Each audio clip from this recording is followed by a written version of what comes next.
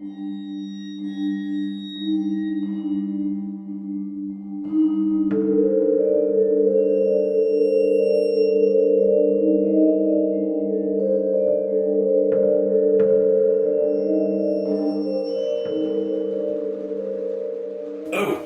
and welcome to Dente Rigamortis.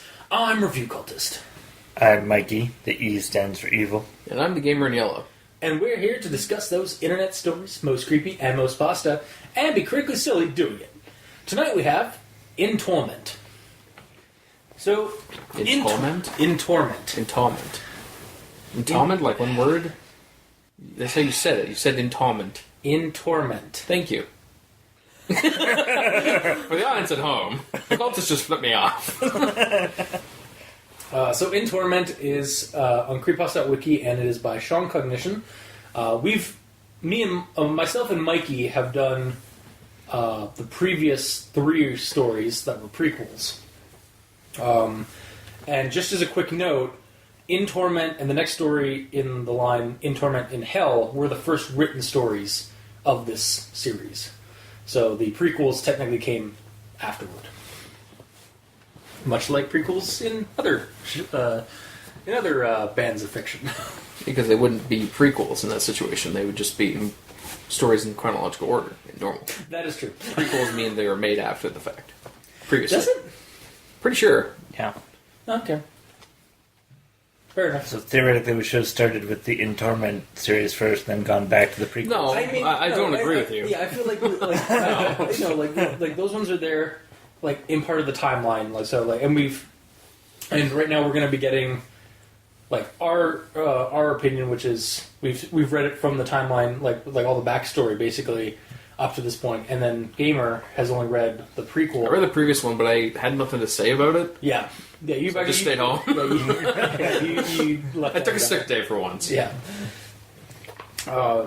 So this one, like, we're getting an opinion of like kind of a standalone, as well as like if you have more background knowledge about the mythos that is being generated here.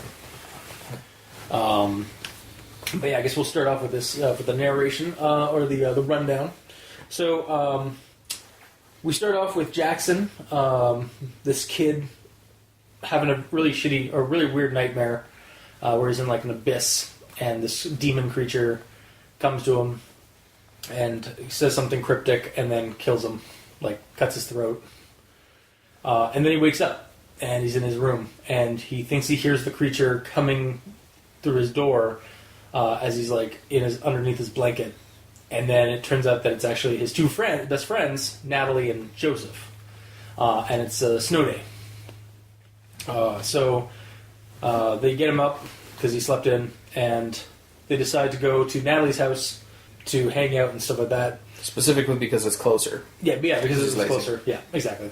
On the way out of his house, his very boring house, according to him, they stumble upon a strange, is it brass object? Or bronze object? Color. A metallic object. I guess. I think it almost like, to me, like it never actually like says what it is, but to me it's just like this like disc-like coin or like amulet kind of thing with a weird face on it. And when Joseph picks it up and like looks at it, he looks around like, he's like, what the heck? And then Jackson grabs it out of his hand and just throws it, like almost in recognition. But says that it's like some kids have been throwing like art projects or something at his door. So then they start walking down the street. There's nobody around. They decide to cut through the forest that this like national park that basically neighbors or like converges in onto the town as a shortcut to Natalie's place. And as they're going down this cobblestone path through the woods, they stumble upon that coin again, or that amulet thing again. Once I looked up, it's bronze. Bronze? Okay, cool. It's like, what the fuck? That's weird. And then so he throws it out into the woods, and then they start hearing a weird like clattering sound, and they look around and they realize that it's already 7 o'clock in the evening. Like they left like shortly, like probably around late morning or whatever, and now suddenly it's 7 o'clock. So they start freaking out, and then they see this hooded figure with a silver mask. Wait. Yep. Yeah, silver mask? Okay, cool. Silver mask with, like, the eyes and mouth are like have bars on them. I imagined it like pretty much the whole mask is a cage. That's at least the way I imagined it. I saw it like kind of I like don't a silver, like kind of almost like a hockey mask, but like like kind of like a silvery, like all like smooth mask. But the eyes, like the eye spots in the mouth, basically just had like were kind of like they were just like slits where the eyes and the mouth would be. Oh, I imagine this is just the whole thing's bars. That could be it. Well, and I envisioned like the bars on the eyes and the mouth. Yeah. But it's like an addition. Oh, you thought it was an As- addition. as opposed to- So we all saw it differently. What a surprise! And he's also holding a makeshift spear, like a sharpened like metal pole. And I think like they see him for a moment. He throws throws the coin. Yeah, up in the air, and then he does that, and then they all look away. Look, and then they look back down when it falls down again, and he's gone. And there's this trap door on the ground With the coin sitting on it. Yeah, with the coin sitting on it. So they go over to investigate it. They open it up, and it's just like this deep, dark hole. And Jackson gives Joseph the coin. Yeah. Because he's like, it seems that you want it. Yeah. Because it's been thrown to you twice now, or it's like you found it twice now, so it's yours. But then, as they're investigating this hole, the hooded masked man, shows up again behind them, knocks them all out, and they all wake up. There's some loud scream that incapacitates all of them. Yeah, there's this weird like screeching sound in the. And then he shows up and knocks them all out. And then they wake up down in the pit, and it's just some like weird facility with like tunnels and doorways, and then also like lanterns or like light or like candlelight, or is it lanterns? They're like lanterns hanging from the ceiling. Yeah, lanterns hanging from the ceiling. And so they start like going down the tunnel, and they find a couple of rooms, one with a bunch of furniture destroyed and pills, like pill bottles that are all empty. And then they find a room with a bunk, a locker, and a bed, a locker, and a decomposing version of the hooded masked man. Like he's been like long dead. And that's when they hear this weird like screeching sound again coming from the hallway. So like they get freaked out. They run into the room. The two guys hide under the bed. Natalie hides in the locker. Mm-hmm. And that's when this demonic creature, kind of with like super emaciated humanoid creature with like jagged maw, sharp long nails. I didn't really see him humanoid at this point. Like haunched over, right? Oh no, because he keeps saying like, what? Yeah, he was more like he has like dog back legs and shit. Yeah, but and he walks on all fours. Yeah, and he's got this like long tail, and he crawls on all fours, and then would like haunch up to look like a human, or to be like kind of like stand up like a human, but it'd still be like this haunched creature. And he goes around and goes kind of just beelines for the locker where Natalie's sitting, and she like closes her eyes and then opens them again, and he's like these black inky eyes stare at her, and then her like one arm starts like having a weird sensation. She looks over and these large inch worms, like 1 inch or 2 inch worms, just start drilling into her arm. It's funny when you start mentioning that you're like referencing your right arm. I immediately referenced my left arm when I read it. Yeah. Could possibly be because I'm a lefty and you're a righty. That is true. I also thought left, but I'm a righty, so. Does it say right arm? It doesn't matter either way. Continue. Yeah.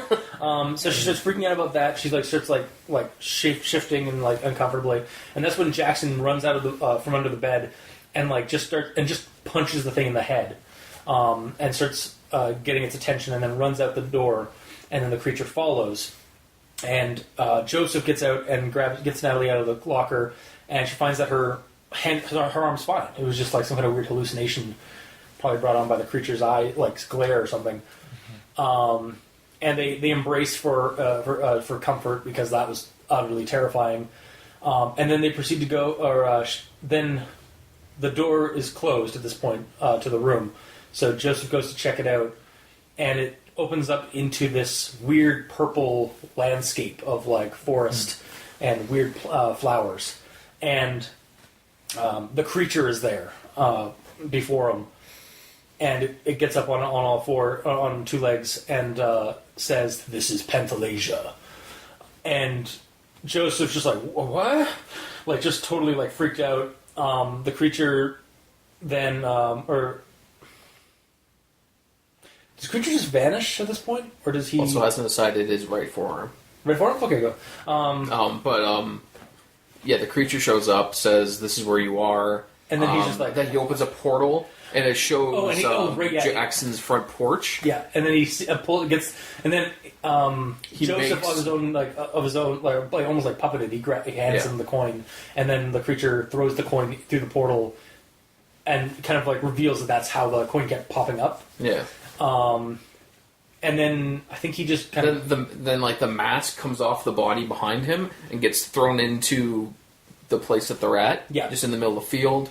And then the monster, the tormentor, raises his hand up, and Joseph gets knocked back without him even touching him. Yeah. Door slams shut. Yeah. And then him and Natalie, Natalie never didn't see any of this. It was as if time froze for her.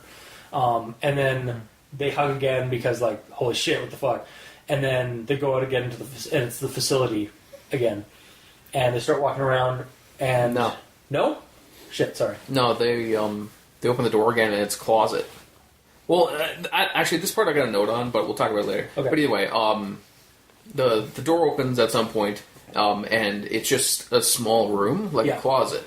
And then all of a sudden the roof starts opening up, and then there's the masked man reaching down to pull them out.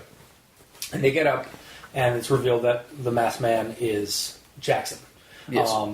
And that he says that he grabbed it was basically an extra pair of this mask and this pole, and he took it to try and confuse the other guy since he was wearing the same stuff as he was. Because he was actually wearing... that was another thing that they kind of noted, was that the masked man was wearing almost identical Jackson's clothing. I mean, he had a black hoodie and jeans on. It's kind of easy to do. Yeah, basically, yeah. So he takes them down through, explains that this place changes, everything, the hallways change and stuff like that. So they're gonna have to try and find a way out of here. And that's when they hear the creature again. No, they come to a red door and a staircase. And Joseph's like, "Should we take the red door?" He's like, "No, you don't want to take the red door. Trust me." So they take the stairs, and as they get up the stairs, they hear the red door open, and it's the creature. So then they start running down the hallway at the top of the stairs.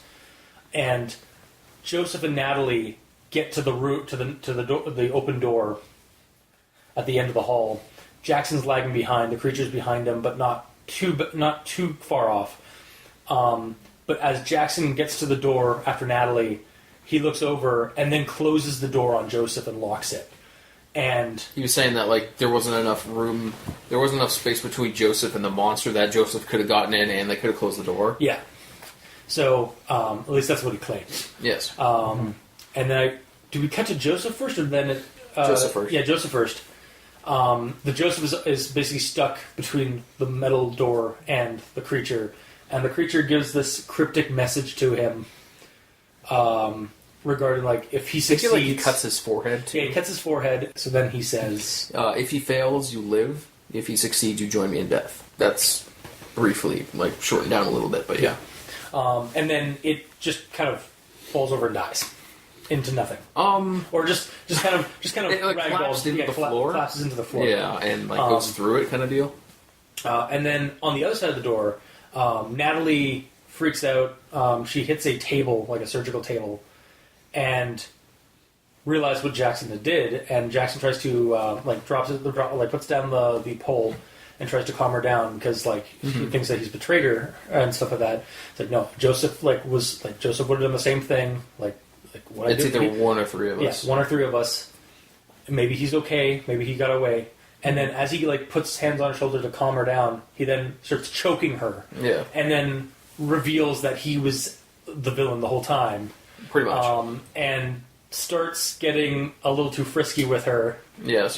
For her destiny. Mm-hmm. And then she gets the upper hand and kicks him in the throat. The upper foot, technically. Yeah, the upper foot, and kicks him in the throat.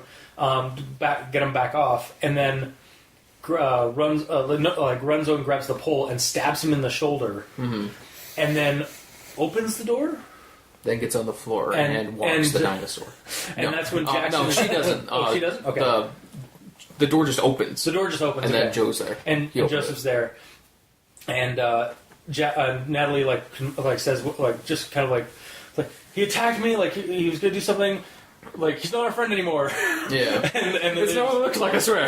yeah, and then so basically they run down the hallway, get down, they jump down the staircase. Well, you're skipping the fight.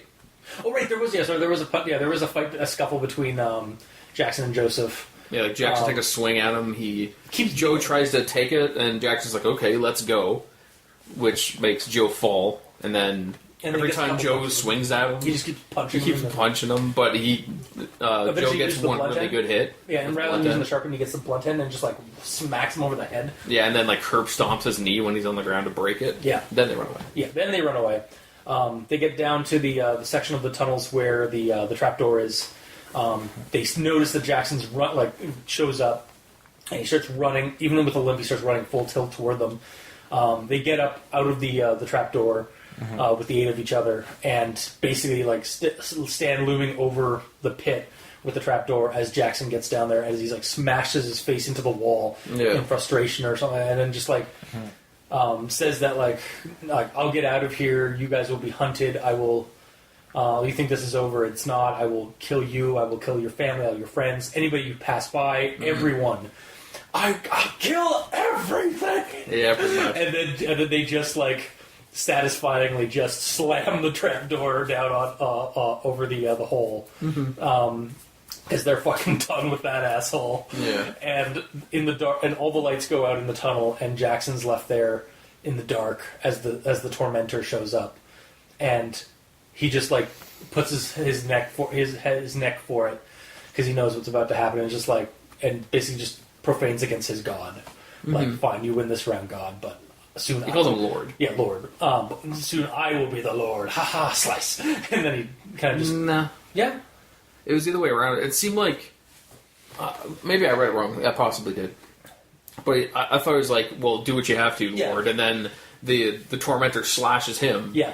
Well, before I thought the tormentor talked to Jackson and said, one of these times our roles will be reversed, and then I thought that was Jackson still, like kind of thinking you win this round, but I will like one day I'll get the upper hand, or I'll like our roles will be reversed. That would make more sense, but it doesn't say who says that line. I figured because Jackson was the last person to talk, then this was also his line, but I could be wrong as well. I guess because there's two people, I figured it was a back and forth, but because he says that's a fucking promise, I'm assuming that is actually him saying it. Yeah. So okay, that's different now. Yeah. Okay. And then he gets cut. He runs into holds his throat, runs into the darkness.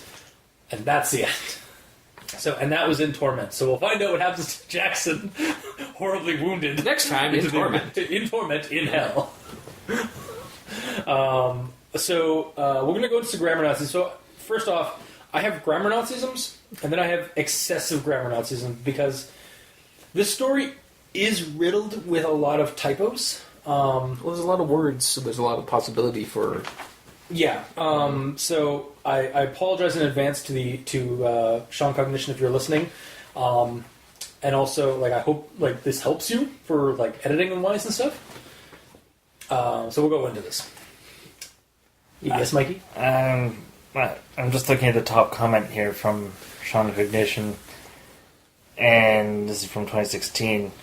That the remaster is now completely finished from top to bottom. So I don't know if he's commenting about this or I know that he did send us an email after we did the last one, or the one before that, regarding like he was working on a remastered like version of the entire series. So I'm not sure if the one on Creepypasta.wikia is the remastered, or if he's saving that one for like when he wants to get all this compiled together. Because I know he said that was what his plan was for this whole series. But well, then our possible grammar Nazis will have either already been corrected, or there might have been some that slipped through the cracks. Yeah. Also, I do remember. I think Banning, K. Banning, I think is one of the other commenters, said that he had gone through and did a bit of an editing job himself on the story, which I think he missed some stuff. Yep. But we'll go into that now, I guess, with grammar Nazis. So, starting with prologue. Jackson opened his eyes in a void with no remark or existing evidence of any lack he has ever heard of. had, I think it should be this is a case of past tense, and then there's present tense, because the rest of the story is past tense, but this has a present tense in it. Mm-hmm. So it should have been or existing evidence of any location he had ever heard before or heard of. And then the next one is just another case of present tense. I don't think it actually happens again in the story. It's happened a few times. Really? Okay, I must have not caught it at that point then. Is this the end? Is this death? He thought. As if reading his mind, the creature smiles and nods its head. Tense again? Present tense instead of past tense. If you're gonna do past tense, keep past tense. Then we're going to Genesis. I don't know, this whole prologue seems present tense. Really? Well, no. Actually, maybe not, because he wasn't alone. The claws bore resembling, current... Well, that might be that. Okay. It's mixed. Fair. So, Mikey, do you have anything for prologue? Yes, my grammar Nazi, the one that I got here. The right hand of the creature stretched forward, and his own life flashed before his eyes. The creatures? Yes. What have I done? Oh my god. I've killed so many. Yeah, that's funny if you look at it that way, I suppose. Okay, well, how would you change that grammatically then? And Jackson's life flashed before his eyes. Yeah. Oh. Bam. Yeah. Yeah. Title drop. Yeah. Or mic drop. And it has to be the creature the way it's written because it's the beginning of a new paragraph. Yeah. And the creature is the first thing mentioned. So it would, yeah. I suppose, yeah. Yeah. With sentence structure, that makes more logic. Your mind would logically go to that rather than Jackson. Yep. First. And that's the main grammar Nazi. Okay. The rest is actual thought. So, yeah. The one I got was the long nails for claws it bore, resembling that of which he'd only seen in horror movies. I found that kind of clunky. Even just repeating that is... Can you repeat that, actually? Yeah, exactly. The long nails for claws it bore, resembling that of which he'd only seen in horror movies. Yeah, there's got to be a better way to write I that. rewrote it the long claw-like nails it wore resembled something only seen in horror movies. That would work. And that's the only one I got. Okay, so then we move on to Genesis. Joseph was wearing blue jeans with a red long-sleeve shirt with a promotional poster for the movie then printed on the front.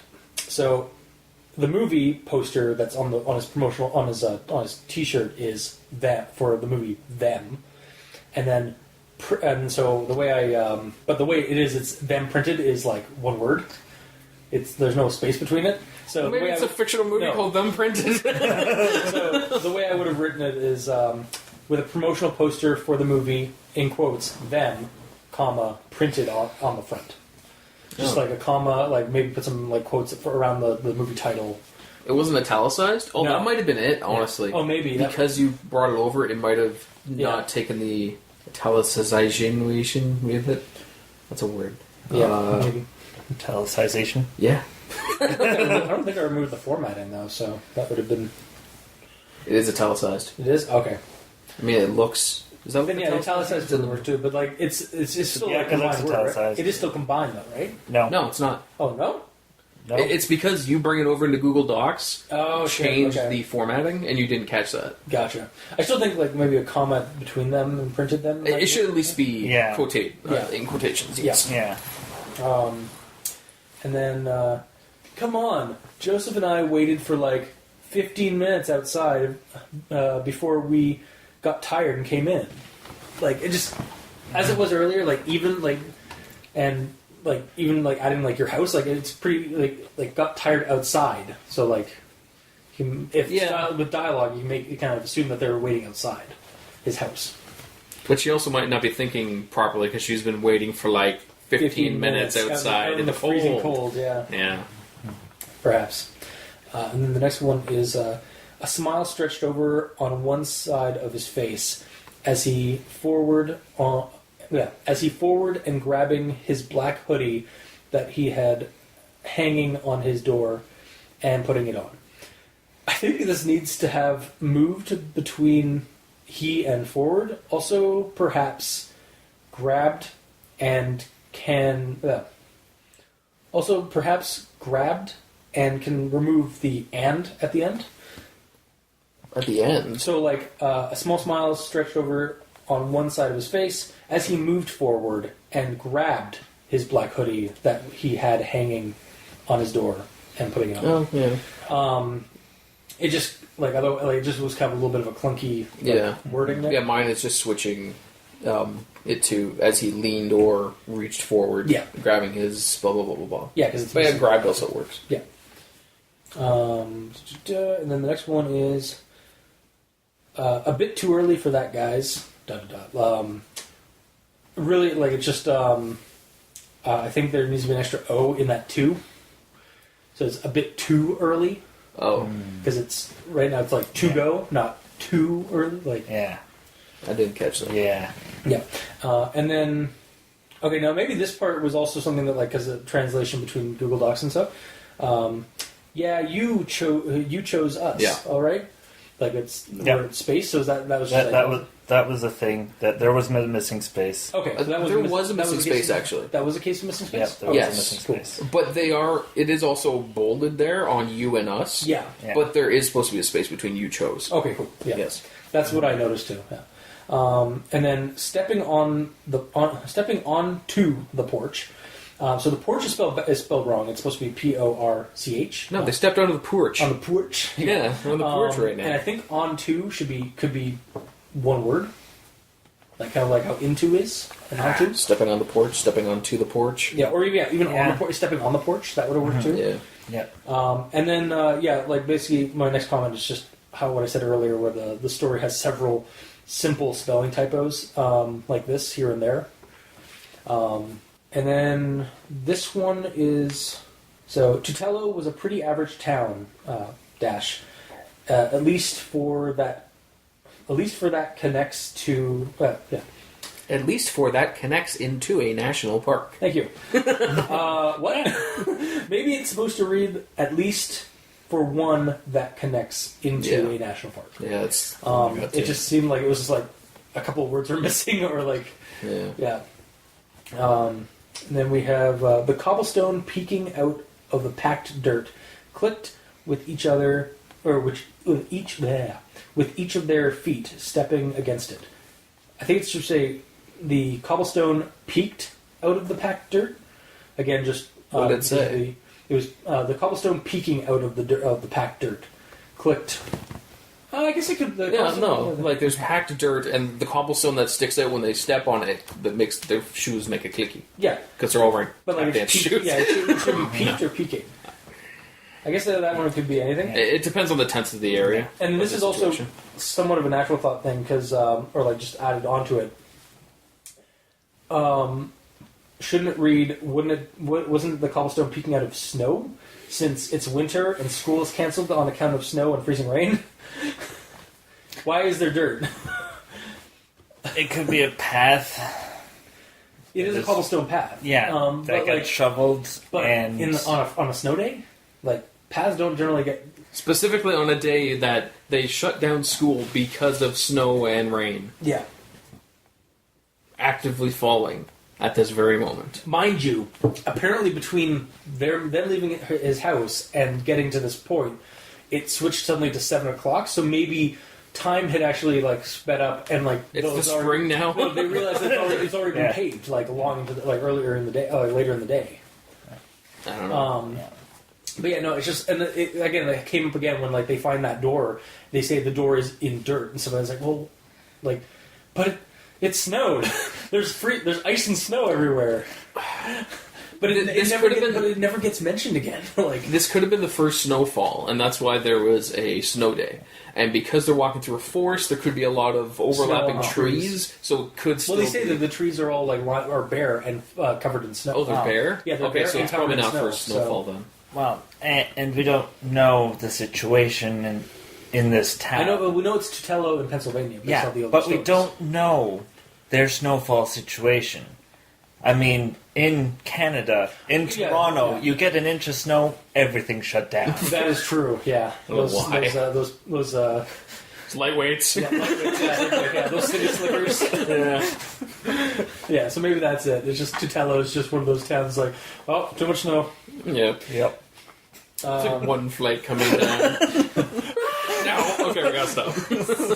Kind of shut down. Like, oh, a couple of puddles are frozen over. It's like canceled. Yeah. It's a hazard. Yeah. Okay, maybe I'll concede that. I don't know, just something that like annoyed me. It is like, it's like, why did it have to be snow? That if you're not going to like have snow, other than it just canceled, like you can find another way for why they are walking down that path. Yeah. It could be a weekend. It could be Saturday. Mm-hmm. They're walking like they didn't have to be a snow day because it really isn't addressed at all for the rest of the story. But that's not really so much of grammar Nazis. Yeah. Just continuing on, because we're on that quote. Yep. The whole, each of their feet stepping against it, I thought to myself, are they suddenly barefoot? And then I went back and made sure that they had mentioned that they put their shoes on. I was like, okay. But... I mean, okay, so a little bit of context, this author does have their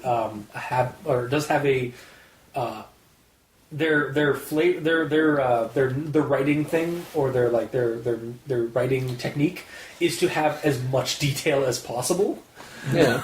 Yeah. That's awesome. With but like sometimes it's a little gratuitous, but it worked for some stories. But this, okay, that's a little like I would have assumed that they're going out in the winter, unless it's said that they are for some reason they were barefoot.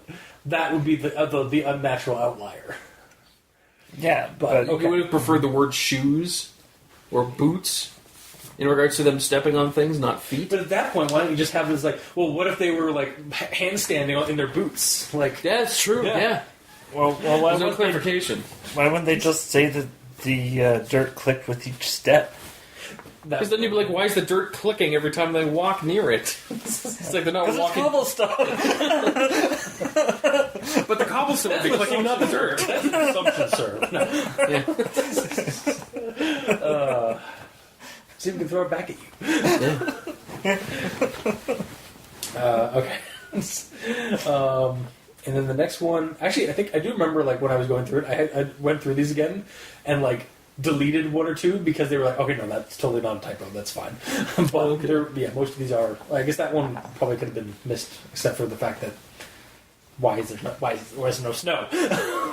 But, it's weird. But that's more of an actual thought than a spelling issue. Yeah. But anyway, going on to the next one. The walk was mostly silent, with Jackson took the lead and was occasionally stretching. I think it should be with Jackson taking the lead. Or in the lead. Yeah, with Jackson in the lead. And was occasionally stretching. And then the next one, while Joseph and Natalie talking about another one of their friends. I think this one I just like while Joseph and Natalie talked about one of their other friends. Yeah. Or with Joseph and Natalie talking. Yeah. That would have worked too. Yeah. And then, do you guys have anything else, or okay? I still got like three more for Genesis. So my issue with that is that they name drop Richard Poley, and he never shows up. I mean, they give the guy a name. He might come back. He might be in Torment in Hell. Yeah, that's true. So like they're setting it up for the next one, maybe. Yeah. Or was he in any of the previous ones? No. This is actually the first time we like. So the last two, or the first two main ones. The first one was in like the 20s or 30s, 40s, 50s, noir. 60s. He was in the noir time. I'm really sorry, ShawnCognition, if you're listening. Like I can't remember when the noir one was in, but it was in Noir Land, in noir time. And then the next one, like a theme park. and then the next one was in the 80s during like a slasher look. So, and then this one's like 2014. Okay. So, yeah. But where am I? Oh yeah. So, and then we have. I feel like it's only place to I feel like it's only place to really get away from it all. You know, and I think it's just like I feel like it's the only place to really get away from it all. You know, It's place. it's missing the in between only Yeah. in place Probably. because it's like it's only place. Didn't realize Natalie was played by Tommy Wiseau. Also, that wasn't Natalie saying that. It wasn't. Oh no, I it's thought it was Jackson. Jackson, yeah. Okay, that makes sense that he was played by Tommy Yeah, Wiseau. exactly. He looks like villain. No, he's a real American hero. Yeah. And then this one's from like That He Slept It. I think it has to be like That He Slept In. Yep. The next one is Although that is dialogue, so technically... you could get. I mean, It's a slip of the tongue. No, those don't happen. I only accept that if I know 100% that that's intentional. Otherwise, I have to take it that it is a typo. Or if I can safely assume. That one, I'm pretty sure I can safely assume that it was supposed to be slept in. But it is dialogue. I know. Well, there was been a couple previous that were dialogue that you didn't chime in for. Yeah. But that one I also have a note for. Oh, okay. Fair. All right. But he could still clearly make out blood leaking from his nose, dripping onto the ground. Natalie was covering her eyes at this point, as they feel as if they were about to burst from their sockets. So, I feel like it should be unto. Is that like UNTO? Is that a word for like things falling upon the ground, or should it be onto? Or even upon the ground?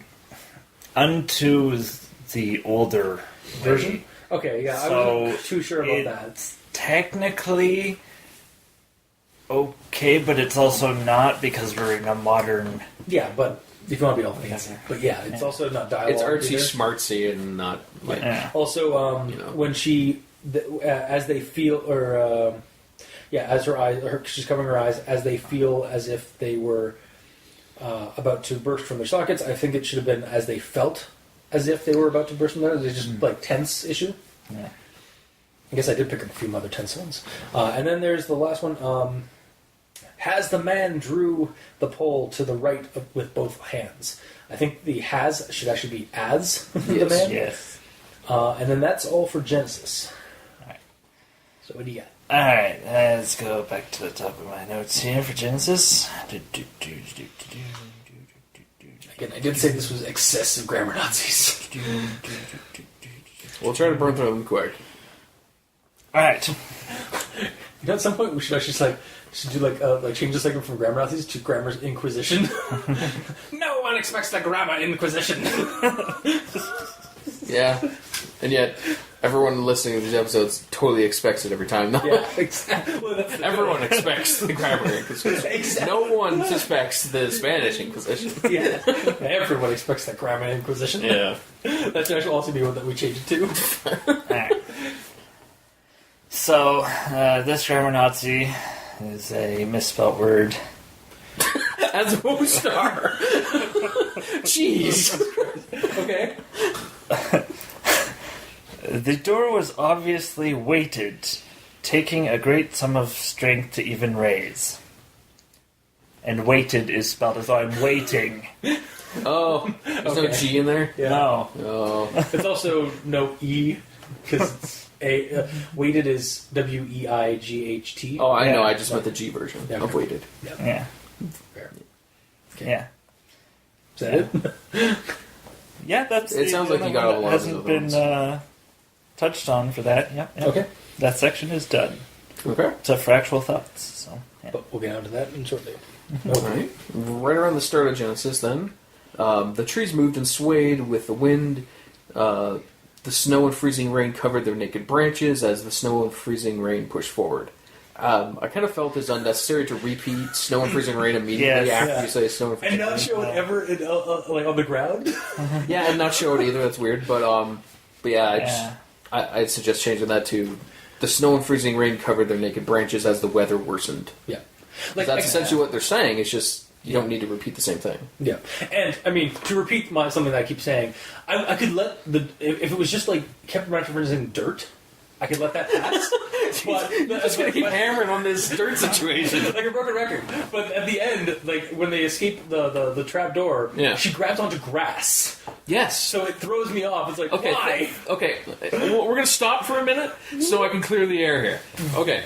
So it's a trap door Yeah. that I'm assuming was built during like the spring and summer onto the ground. Yeah, I get that. And then snow comes down, he probably has to clear a path around, like a hole around Okay, it so to still yeah. use it. So with it open, I'm assuming it closes down directly onto the grass. Yeah. And then snow goes on top of it. No, so I know, if I you just open like- it, the first thing okay. you would see was grass with snow on top of it. I guess. So you would It's grab just- onto grass and then Yeah. climb up onto the snow. Also, like, I don't know, like, this is so stupid and so nitpicky, but, like, as a Canadian, I feel like the depth of the snow needs to be clarified.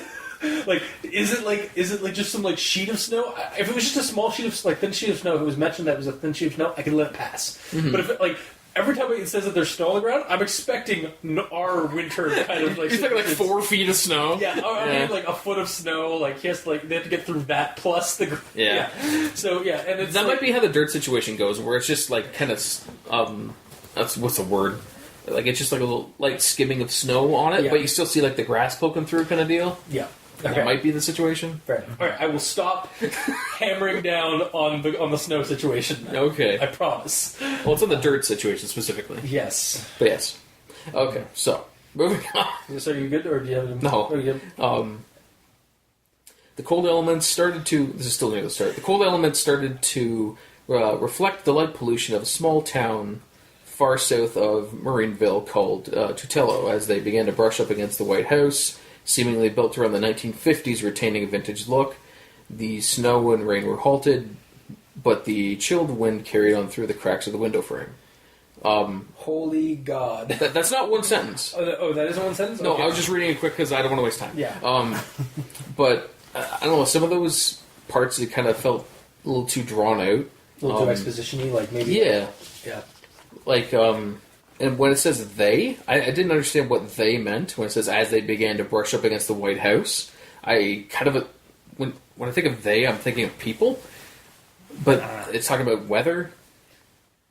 So Yeah. I'm assuming they are the cold elements. Yeah, I think that's what it's supposed to be. But the way I shortened it down is far southwest of Marineville, the cold elements started to reflect the light pollution of a small town called Toledo. The snow and rain were halted by a 1950s vintage-looking White House, but the chilled wind carried on through the cracks of the window frame. Yeah, It's like just the description of it just kind of kept going. And, Yeah. you know. Yeah, and like to me, like when you read that, like that does kind of, it almost feels like all run-on sentence, but there is some sentence structure there. It just, like it should have been like reformatted a little bit. To be fair, there's only one period in between all that, Oh wow, okay, so yeah. take it as you will. Do I have any more? I have one more. This is in regards to him throwing the medal up, Yeah. the medallion. When the object started to come down, they traced it with their eyes. The man was gone. No sound. No time. No sound, no time? Weird. The man was gone. No sound. No time. He was simply gone. Or, sorry, simple gone. I read it correctly, even though it's written wrong. Yeah. So, yeah, this should be simply gone. It says simple gone. Yeah. And that's it for the first part. Okay. So then we move on to premature burial. Yes. A possible concussion was the least of his worries. So just concussion is spelled wrong. Okay, here's the thing. That is a word. It's also Concision. Wait, what? Concision is a word. It's also very true because a concision at that time would be the least of his worries. Yeah, that's true. What's a concussion or concussion or whatever? I forget, but did you read? You can't bring that up and then it's like, It no. is minimizing words while conveying an idea. It aims to enhance communication by eliminating redundancy without omitting important information. That is the least of his concerns. Yes, But, that's the least of his I mean, concerns. Trying to like summarize this area. It's like, okay, I don't care where we are. Let's figure this out. That's kind of like that's our rundowns in a nutshell. Yeah,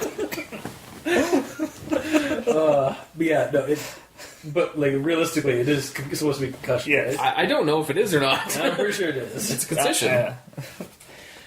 Even right words can be put in the wrong place.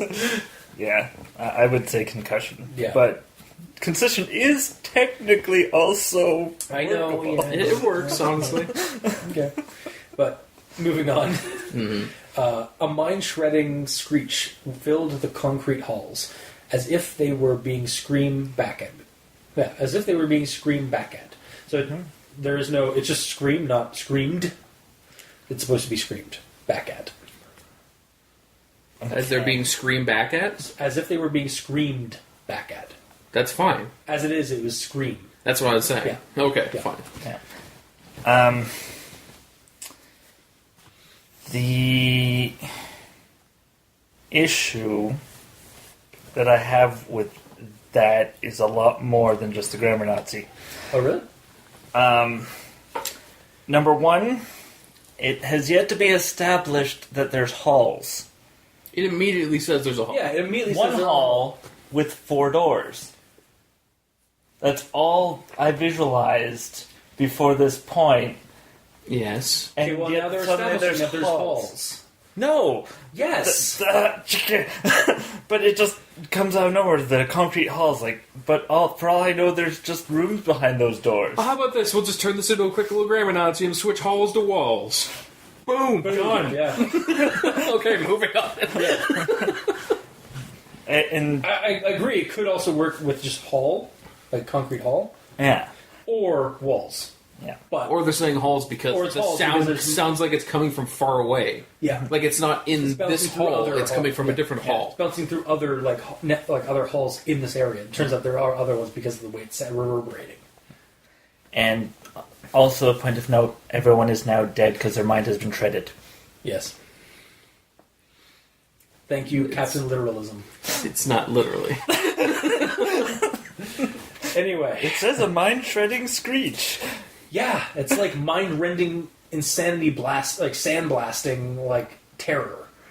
It's a descriptor.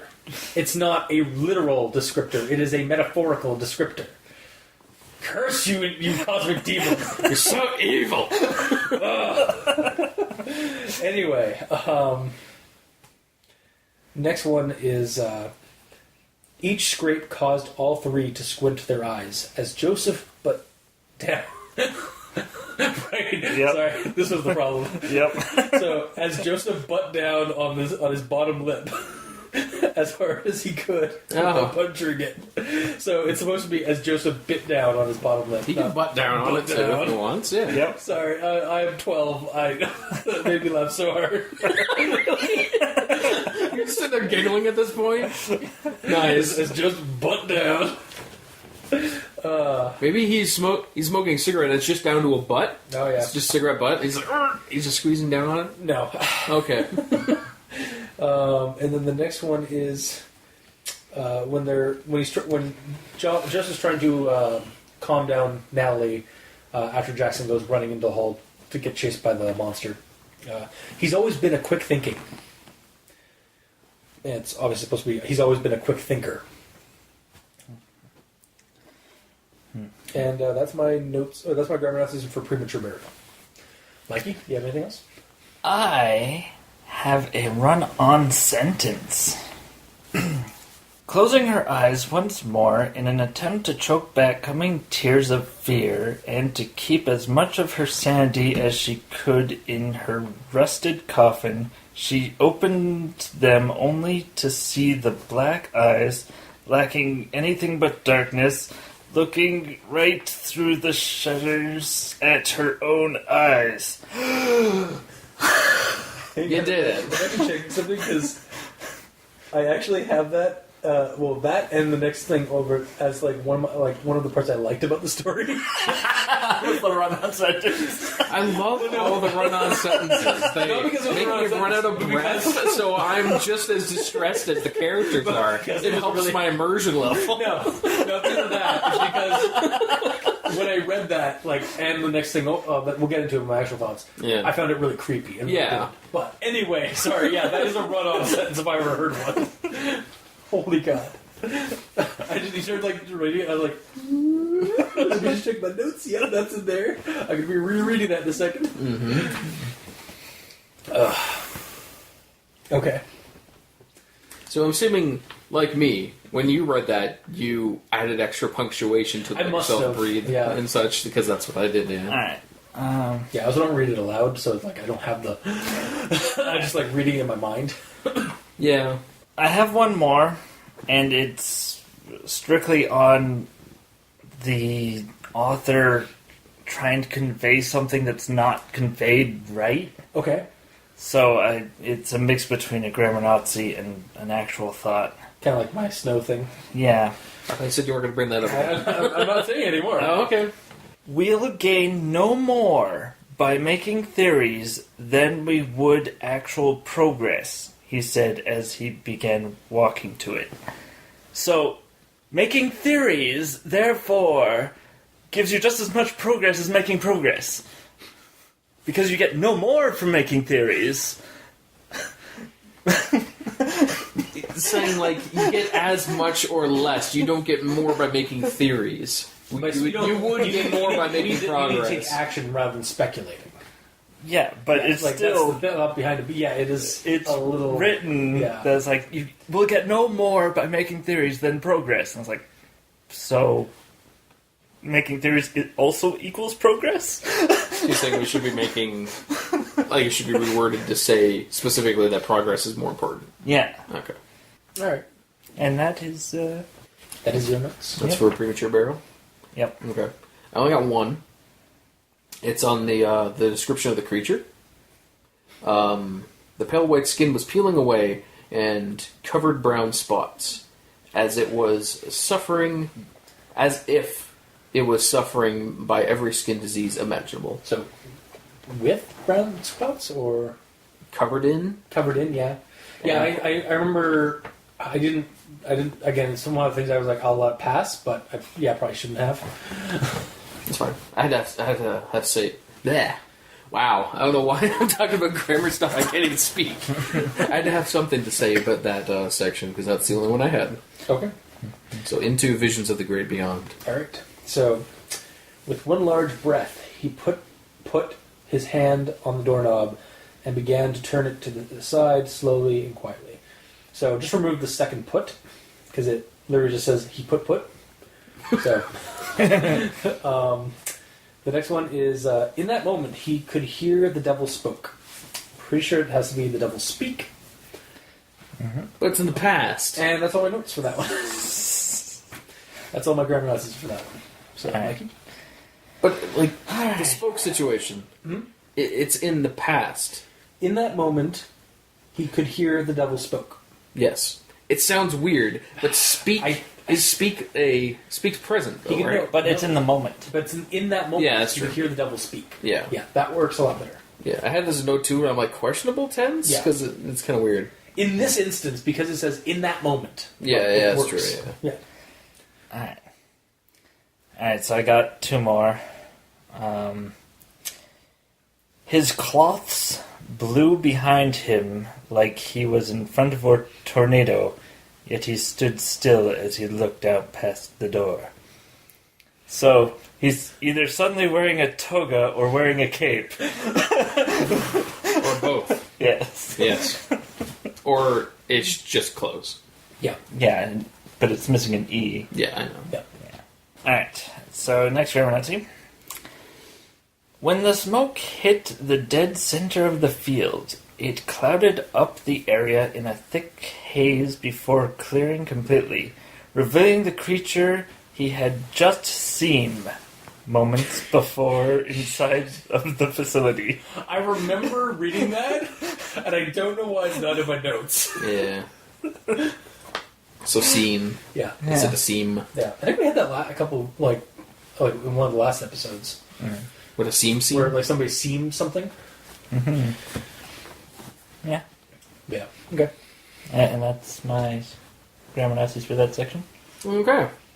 I don't remember where this is, but probably near the start because it's my first one. He nodded his head up and down lightly. Now, this is the reason. It doesn't sound like a bad thing, but here's my reason. Yeah, we need some context to this. Okay. Nodding is the action of moving your head up and down. Yeah. Oh, it's basically just repeating itself again? Yep. Yeah. Yep. I But think he's mentioning that it's A light nod. That's fine. You can say he nodded his head lightly, or he nodded lightly. Yeah. Back and forth. Yeah. Yeah. No, back and forth is shaking your head no. Nodding is up and down.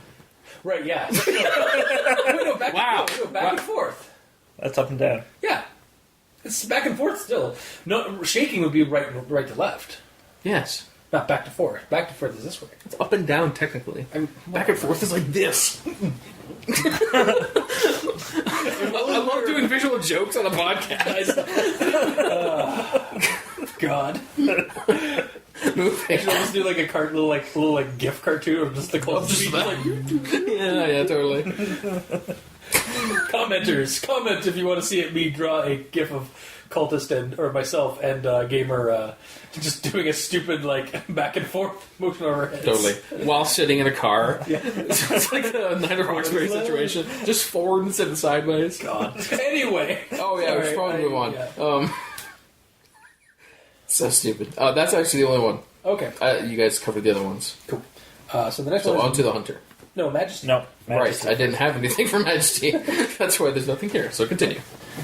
So, looking each other in the eyes as if asking for confirmation that the other was alright with opening the door. So, confirmation is not the right word. It's actually confirmation with an I, not an O. Just a really quick spelling issue. Yeah. The man mad, no attempt to reach out for it. So it's supposed to be the man made, no attempt to reach for it. I must have read over all these. I told you this was excessive grammar Nazis. That's it's fine. literally like there's grammar Nazis I had earlier, and then there was excessive grammar Nazis because I had so many. Yeah. I just kept doing it. I was like, oh man, I'm going to be forever for this. It's fine. Especially when you keep describing it. Yeah. Continue. Yeah. That's the only thing I had for Majesty. So My grammar Nazi. Neither of them objectified. objectified. Yeah, it's to be objected, right? Yeah. Okay. Yeah, I read that. I was like, I think I was like, if it's wrong, one of the others will catch that.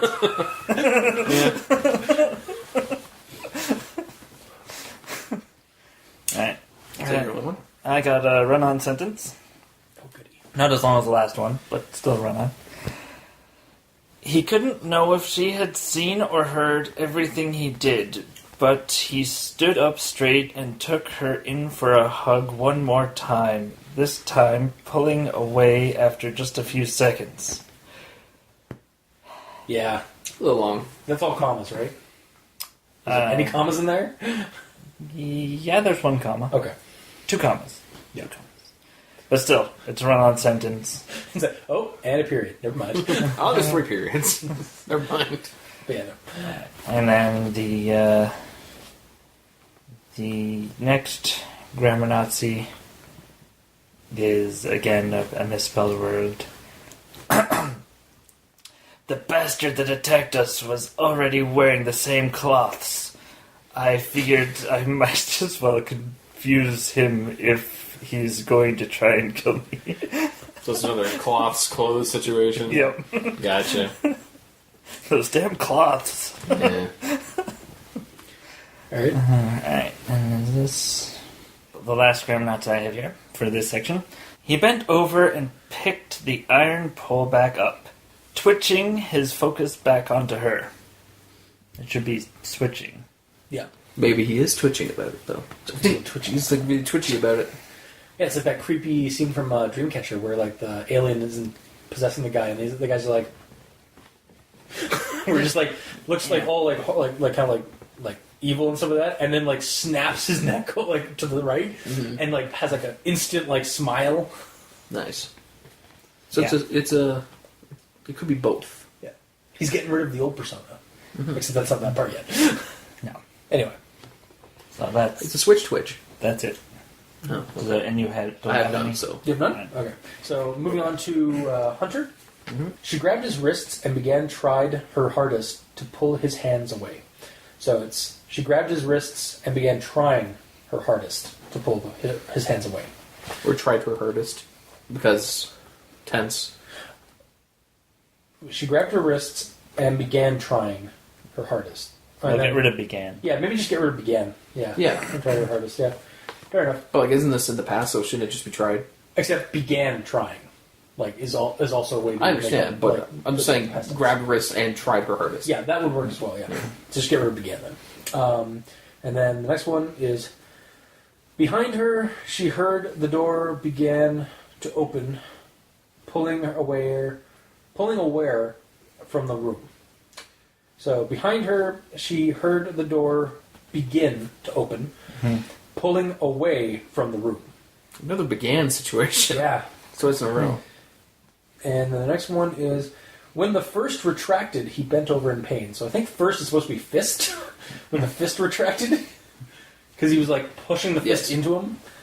And he's also a robot. Yes.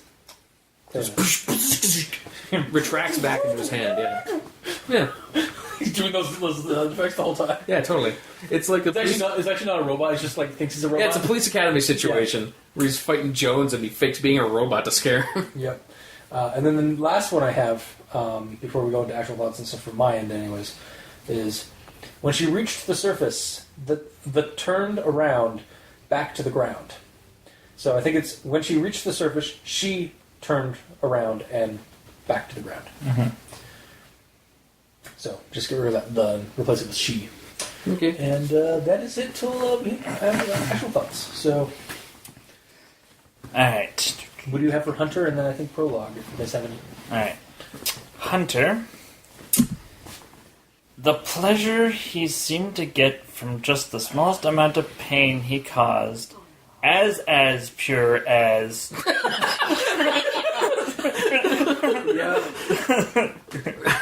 Sorry. Go ahead. So, as pure as corruption could be. Yeah. Alright. How would you reword that? I think just get rid of one. As pure as? Like, you only need one as? Yeah. Yeah. I think I know why I missed that one, is because I really wasn't, like, I was like, really, like, just going through that one. Oh, it's weird. Let's keep going. Oh my god. It's like, I was hoping this would not have this, but I knew it was going to happen. Yeah, you texted me, you're like, oh, it has nothing weird in it. That's uncomfortable. No, because it didn't really. If you remember, like, okay, well, because, like, it doesn't get that far. Yeah. Luckily. So. Well, I mean, depends on whose side you're looking at. It got as close as it got as tasteful as I wanted it to. You wanted? No. You're taking yourself a deeper hole here. Fuck you. It got as tasteful as I expected the story to go. Okay, fine. Based on the prequels that we've read. Yeah. Next one. On the other side was none other than Joseph himself, standing yet leaning on the door for support. So it's the none of than. It should be none other than. Yeah. Yes. It's none of that. None of that. Yeah, it's none of them. It's him. Yeah. All right. This is one where it's two words that should be combined as one. Okay. Which is Joseph took his opportunity to take a hold of the pole and pin it against the door. A hold? Yeah. Joseph took his chance and jumped upwards to Natalie, whom had her hand extended to him. The whom... It should just be who. Yeah. That wasn't my problem with that section. I missed the part. Do you have... Mine's directly after that. Because directly after that is when their hands met and their fingers entwined, she both used their other hands to secure the grip as she pulled them up and pushed herself up using the wall. So I visually know what they're doing. Like she's grabbing the other hand. I understand too, but it sounded weird. It should be like, with their hands met and their fingers entwined, she used her other hand to secure the grip. So it's like she reached out with one hand and then used the other hand to come in and pull up. If it's supposed to be both of them, then maybe after like that sentence, like and Joseph did likewise, like to show that he also used his other hand to grab on for support. So they were basically like both locked as much as they could be. But it's she both used their other hands. Yeah, I think so. She used her mind powers to control his other hands. It was supposed to come up. Like they both used their hands, but I get it. It's just worded weird. Yep. Alright. You got more? Or? Yeah, I got 2 more. Damn. They had plenty of things to ask, but eerie enough didn't have the ability to ask it. Is it Eerily? Yeah. It's like Dora the Explorer. I was just gonna say. Do you know what the answer is? Good. I'll just put static in there. Like, Yeah. Alright, the last one. Perhaps the shock the events below had installed within them? perhaps the shock of the events. What? It was installed in them. It turns out that they're all robots. Oh, God. And this experience... This is not Antran. Oh, it isn't? No. Damn. I thought it was for a second. Do you have any for the prologue or the end word? Wait, no, sorry, hang on. What was your comment about that? It was Yeah, just like, installed should be instilled. okay, yeah, that actually worked. Yeah. All right, so I only got one left for the hunter. Okay. It's right near the end, actually. Surprised no one else got it. So this is when they're looking down at him in his hole. Yep. He too saw Jackson standing below, hitting his head, bronze mask still equipped, against the wall just below the trap door. After 10 or so hits, he stopped. Do you know what the answer is? He didn't have a bronze mask, he had a silver mask. Right. The medallion was bronze. Yeah. By the way, I am legitimately going to just put static there. That's fine. But wasn't there a bronze mask that was on the corpse? No, that was a silver mask. Every time the mask was referenced, it was silver. Even on the corpse? Yes. Yeah. So is there just some weird like time fuckery going on, or is it? Yes. Yes. That's what I figured. Okay. Yeah, 'Cause it's I actually- actually do have something in my actual thoughts regarding that because, I mean, I'm gonna just go to it now for a second. Actually, no, I'll catch No, it you in a can second. if you want. I don't care. I was just like, because like at the point where like he gets picked, he rescues them from the pit, right, or from the other tunnel, and he reveals that he's their Jackson, and at this point we know that like the hooded man is wearing the same clothes as Jackson the whole time. So I was like, is Jackson like just luring them into a trap? Like, at this point, as I was reading it, I had read up ahead. Yeah. Like, so at this point, I was thinking like, is Jackson just like luring them into a false sense of security, and then like he's going to and he's actually going to reveal himself that he knew all of this all along, or are there just multiple Jacksons, like an old Jackson, a new Jackson, and like a dead Jackson, and like we haven't got to the point where our current Jackson doesn't know that he's going to be a killer at that point. But then it's revealed he's always known, and this is all a facade. But because there's a weird time fuckery situation, there's multiple of them. There's versions. Yeah. Hence why, like again, when the portals open up and he throws the thing, like reveal that like they're meddling with time. It's one of those weird things where like if Jackson didn't give Joe the medallion up on the ground floor, he wouldn't have had it to give it to the Tormentor for the Tormentor to throw it into the past for him to get it immediately. And that's why Jackson gave it made sure Joseph would have it to do that. Like because he said he knew all, like he's kind of like known about his destiny and all this stuff like from the get go, and the facade of being a best friend has always been just a fake version of himself. But if he knew all along that Jackson had to have this in his possession, why did he throw it away twice? He specifically threw it away twice. I don't know. Because he's trying to fight his destiny. And then he realized when he was down in the facility that he can't fight his destiny because literally, his destiny, there's literally a version of him that beats them both all up, including himself. Yep. That's weird. Yeah, it's just really some strange time fuckery. But then again, we based on the backstory of the mythos, we know that these creatures are fully capable of reality bending. Yeah, So- and the fact that I believe Jackson keeps saying that if he fails, he has to restart. So he's currently stuck in a time loop himself. Yeah, this is actually that thing that we saw in the last one. Not Exubia. No, it is in Exubia. Where we're seeing his this whole thing happening, and like where the facility itself that's underground is the Hellmouth from the previous one that the guy was building. Like that facility in the underground.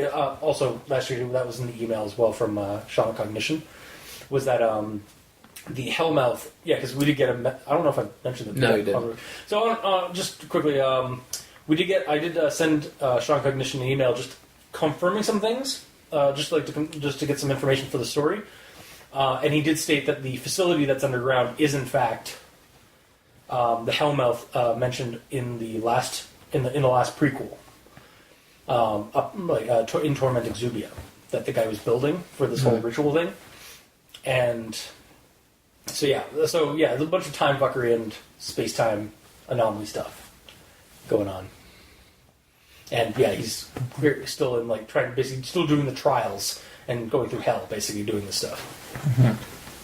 So anyway, sorry, I pulled back on the rails to grammar Nazis toward you. No, towards me. What did I do? No, because it's on your side. You still I know. You say towards. I am grammar Naziing your words because it's not towards me. I'm not. Okay, I'm so tired. Either way, that was my only one that wasn't already covered. So we're done. Okay, cool.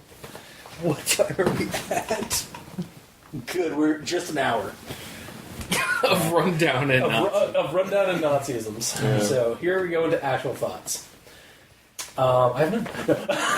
Okay, cool. Moving on. No, Genesis. So you have no thoughts about the dream? No. I like the dream actually for the most part. Okay. Can we have thoughts on the dream? Oh yeah. Sorry.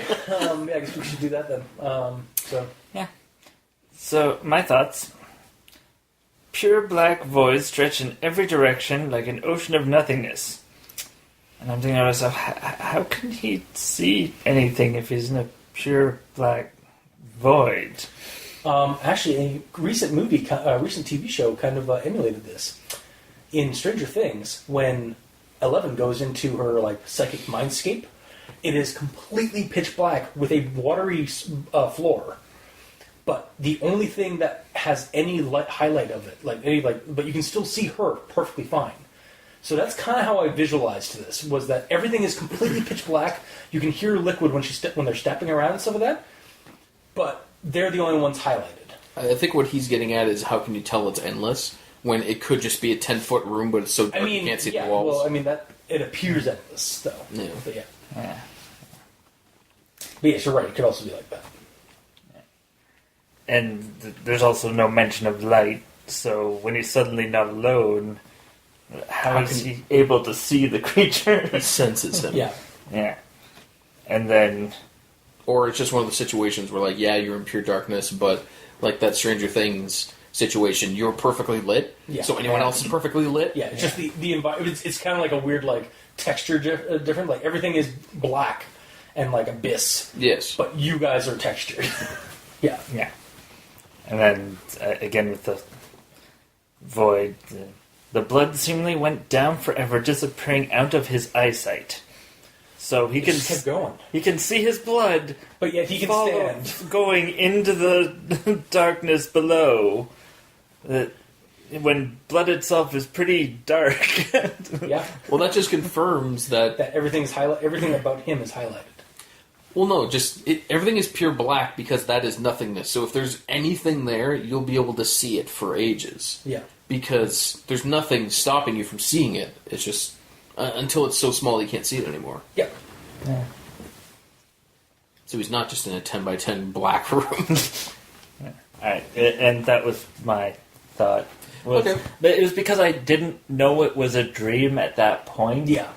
So I was trying to take it to reality, and it's how is he able to see in things in pitch blackness, essentially? Yeah, supernatural magic bullshit, time reality bullshit. Time reality does not excuse pure black void. Yes, it does. No. All right, we're going to have to agree to disagree on esoteric occultism. Esoteric? Oh, sorry. Shit. Alright, anyway. Alright. So I have one note. It's kind of lengthy, only because I had a problem with it. Okay. It's in regards to the creature description. In the first part? Yes, okay. The first one. So, I was having a hard time visualizing what this creature was from the get-go. Yeah. So, it's pale. Yep. It's got claws for nails. Yep. And void black eyes. Yep. I get that. But the shape of the creature had me like that was being described to me had me constantly rethinking what the creature was. The first way I pictured it was a humanoid. Yeah. Because I am a human. So I would automatically assume that. 2 arms, 2 legs, claws on both. Fine. Then this happened. In quotes, back legs stretch from it just as well, with the same terrible claws as the front pair. So at this point, my view shifted... centaur? Yeah, exactly. Yes. At this point, my view shifted to it being centaur-shaped. Front legs, back legs, and the arms already imagined. Or is it like a man-dog tar? Because like it's just like quick cut out, just like because it's 4 legs. Because I've actually seen this recently on like Twitter and on like Tumblr and stuff like that. People like making centaurs, but like making them mantars, and so like they are people with like human front legs or dog front leg or back. Sorry, human legs or dog back legs, and then the front legs are just arms, like human arms, and then when they stand up on their second floor, they have a second pair of limbs, like Goro style, because there's a secondary torso that goes up from. Oh, like it's all human? Yeah, that's like, weird. Yeah, it's really fucked up. But that's like popping up. Like I've been seeing that pop up online recently. Why? I don't know, but anyway. Either way, so after thinking it's a centaur, looking back to the previous couple of lines, however, nothing was directly said to mention that it had arms at all. So so this back legs quote sounds like it's referring to the previous line with as the front pair. So I don't even know what that meant when I wrote that down. Nothing was directly said to mention the arms. And this back legs quote sounds like the back legs quote sounds like it was referring to the previous line.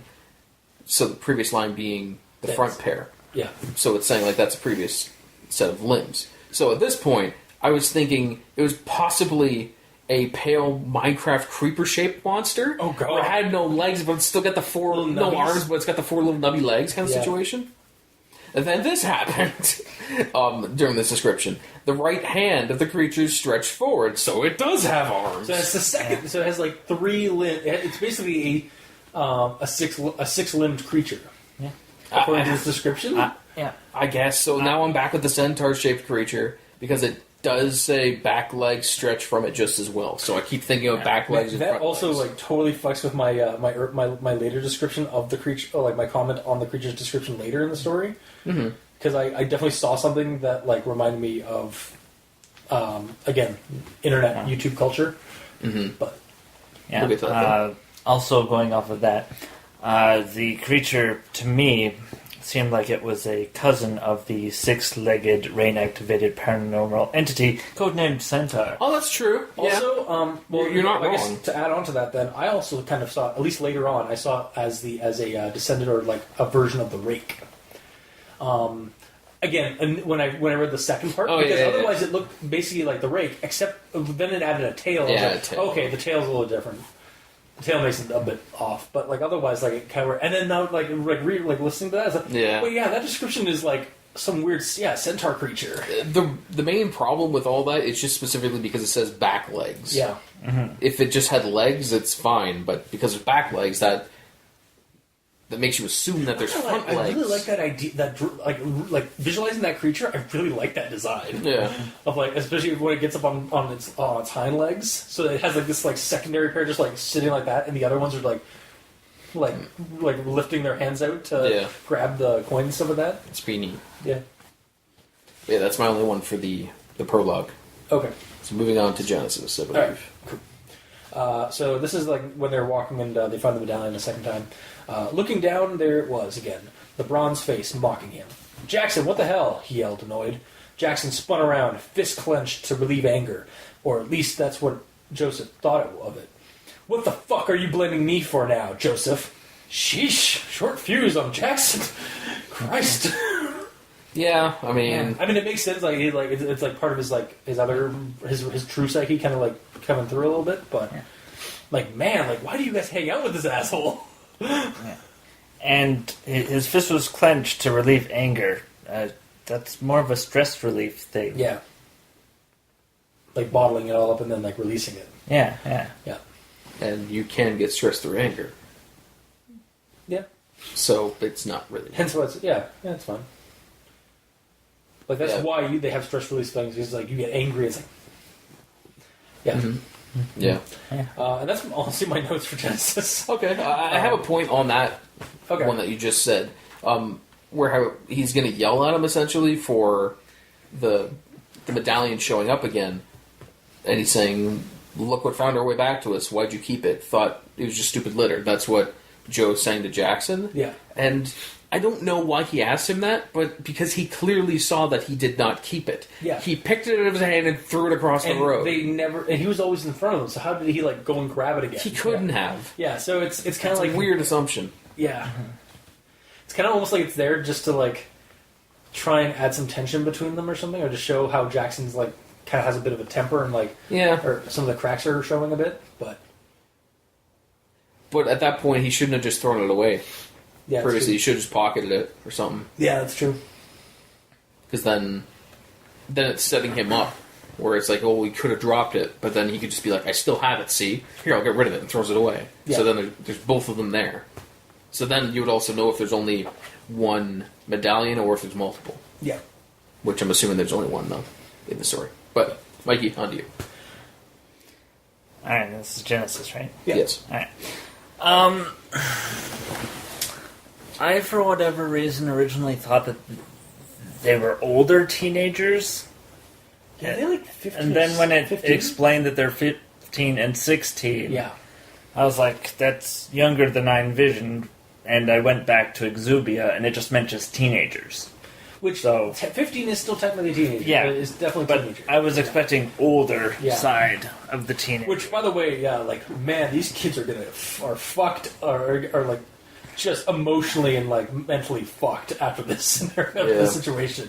Especially at 15, like, that is still a pretty tender age for, like, this kind of bullshit to happen. Mm-hmm. And then my mind also went to, where are the parents? Like, they just let the kids into the house. Yeah. Or no. Well, if they're not there, I mean, again, assumption, they're obviously at work or, like, they're just not there, like, for reasons. Yeah.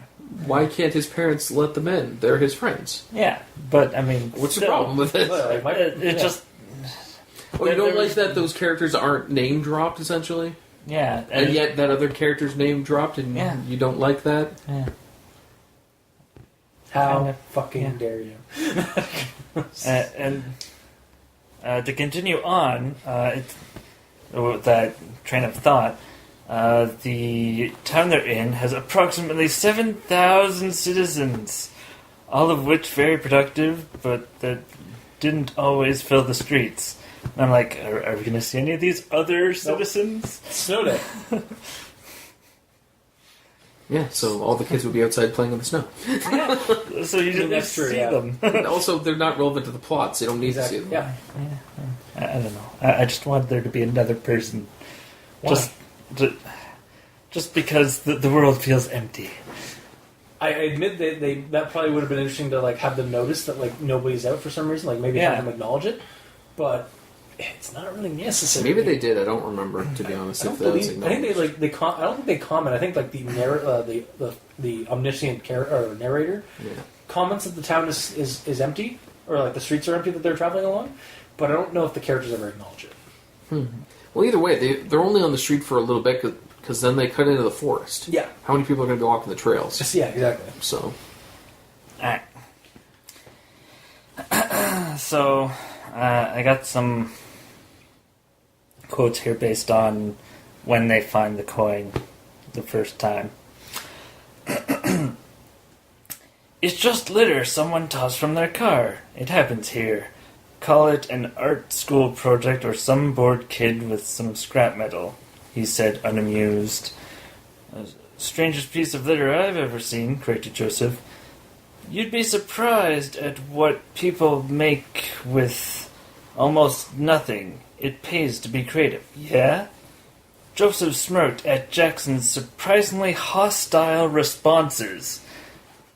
What part of those responses were hostile? Yeah.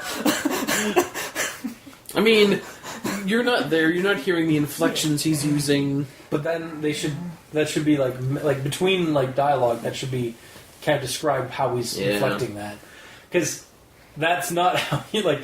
You need I to think it's more. Yeah. I think it's more along the lines of like he's repeatedly trying to justify this instead of being like, yeah, that's weird. Yeah, he's trying It's to... like, well, it's this, because it could be this. You'd be surprised how often this happens, because that's a thing that happens. Yeah. If you do And this, you're and be stupid if you creative, don't it's think good. Yeah. So it's more aggressive, I guess, not necessarily hostile. Yeah. Yeah. And then Joseph just is a jerk for no reason at all. It's like, so are we going to Natalie's place or mine, douchebag? Natalie's house is less of a walk, added Jackson with a smirk. It's like, well, why are they added douchebag? That's his nickname. Maybe that's why they don't like. Maybe that's why they are friends. Is because they rib each other like that, I guess. or they think that Jackson's like attitude like when he gets like short fused and whatever, like and he's sometimes an asshole. Like maybe that they just like think that he's just ribbing on them, and so they just rib back. Yeah, every group of friends has an asshole, and Jackson is their asshole. And then it turns out that he's a lot more than an asshole later. Yeah. And has been all his life. All right. Well, probably not all of his life. I don't think he was thinking about this when he was a toddler. Well, actually, in the prologue, it is described that he has been tormented by the tormentor. by Mendez and Ereshkigal since birth. Oh, okay. Yeah, he's basically like been like this because his soul is evil. Like his soul has been evil since birth. Oh, okay. Yeah. Never mind. I retract my previous Based on the statement. trivia. Okay. Yeah. All right. And when they find the hidden entrance, Yes. before they know it's a hidden entrance, or it's explained that it's a hidden entrance, we get the following piece of dialogue. The next item of attention, the wooden board. Help me open it, Joseph said sourly. And I'm thinking to myself, how do you open a wooden board? Like, you just assumed it's a 2x4 sitting on the ground? Yeah, honestly, that's what I thought of it until like they actually opened it and revealed it was a trap door. I was like, that's not a board, that's a door. Like it is multiple boards with maybe some metal bands together, and then like the chain. Yeah, like I mean, it could be one big piece of plywood. Yeah, that's hooked up to all that, but yeah. Yeah, but like as soon as it said trapdoor, I instantly thought like almost like kind of like more intricate like trapdoor. Oh yeah, me too. Yeah, yeah, not this, not a single board. I will give you that. It's just like it is kind of odd. Yeah. All right, and I found another grammar Nazi that I didn't mark down. No. Without warning, a loud screech filled, coming from the trees on the other side of the dirt road. I think I did that one. Touched on that one. That a loud screech filled? Yep. No. Hang on. Hang on. No.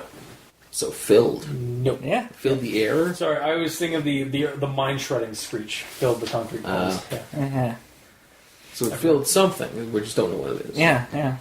And then right after that is when he gets a nosebleed and Natalie's eyes are about to burst, kind of thing. Yes. Yeah. And this one quote just made me go, what?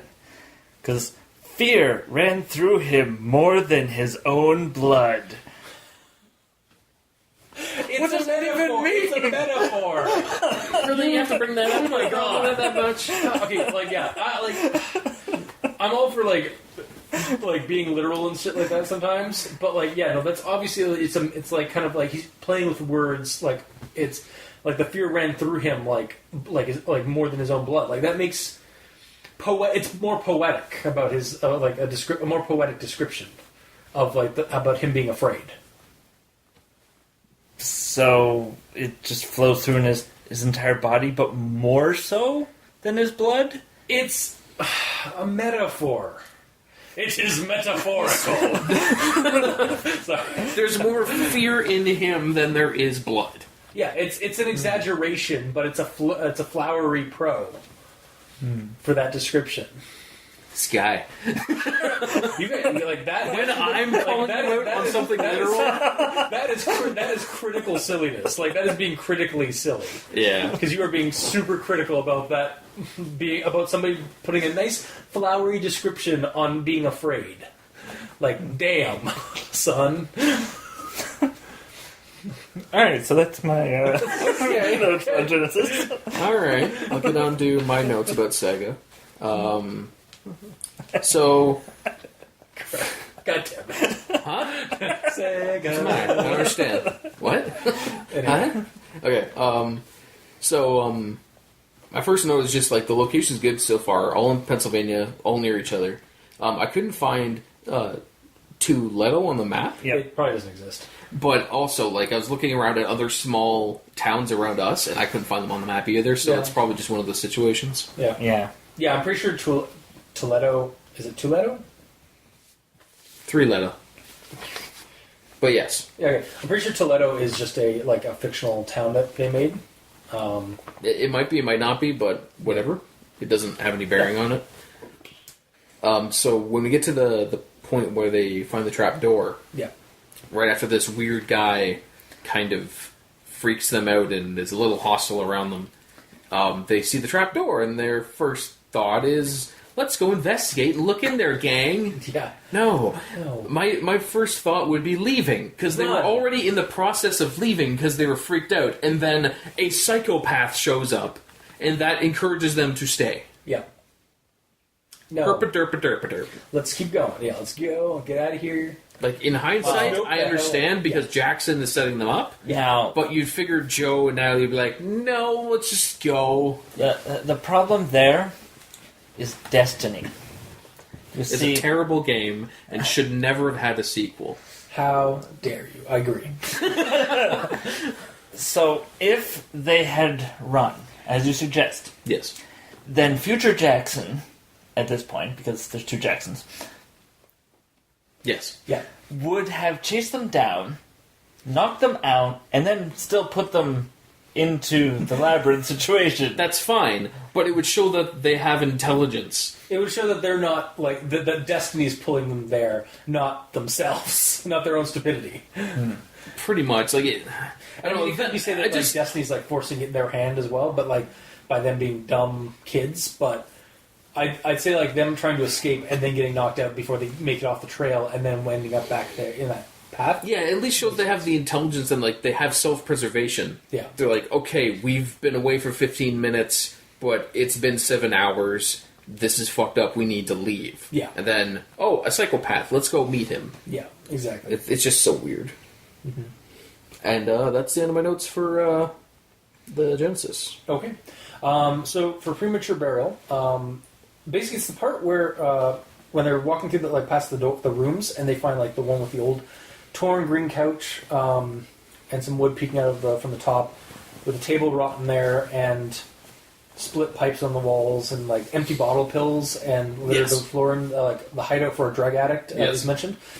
I got this really weird Slenderman Marble Hornets vibe between the masked proxy-like figure Yeah. and the dingy hideout with pill bottles and lost time going on with the kids, like when they went from the Oh, fort. yeah. It's very Slenderman-esque, but it's and it got even more with when they described the creature as being kind of like at least initially being kind of rakish. Yeah. But it does kind of I'm not stating that. I'm not saying that is an inspiration. It might be, but that was definitely what kind of came to my mind based off of creepypasta culture and Yeah. internet culture, on YouTube and stuff like that, with the different creepy videos and stuff. Mm-hmm. Definitely rung true to me with that. But again, I'm not sure if that's an inspiration or if it's just a happy coincidence or creepy coincidence.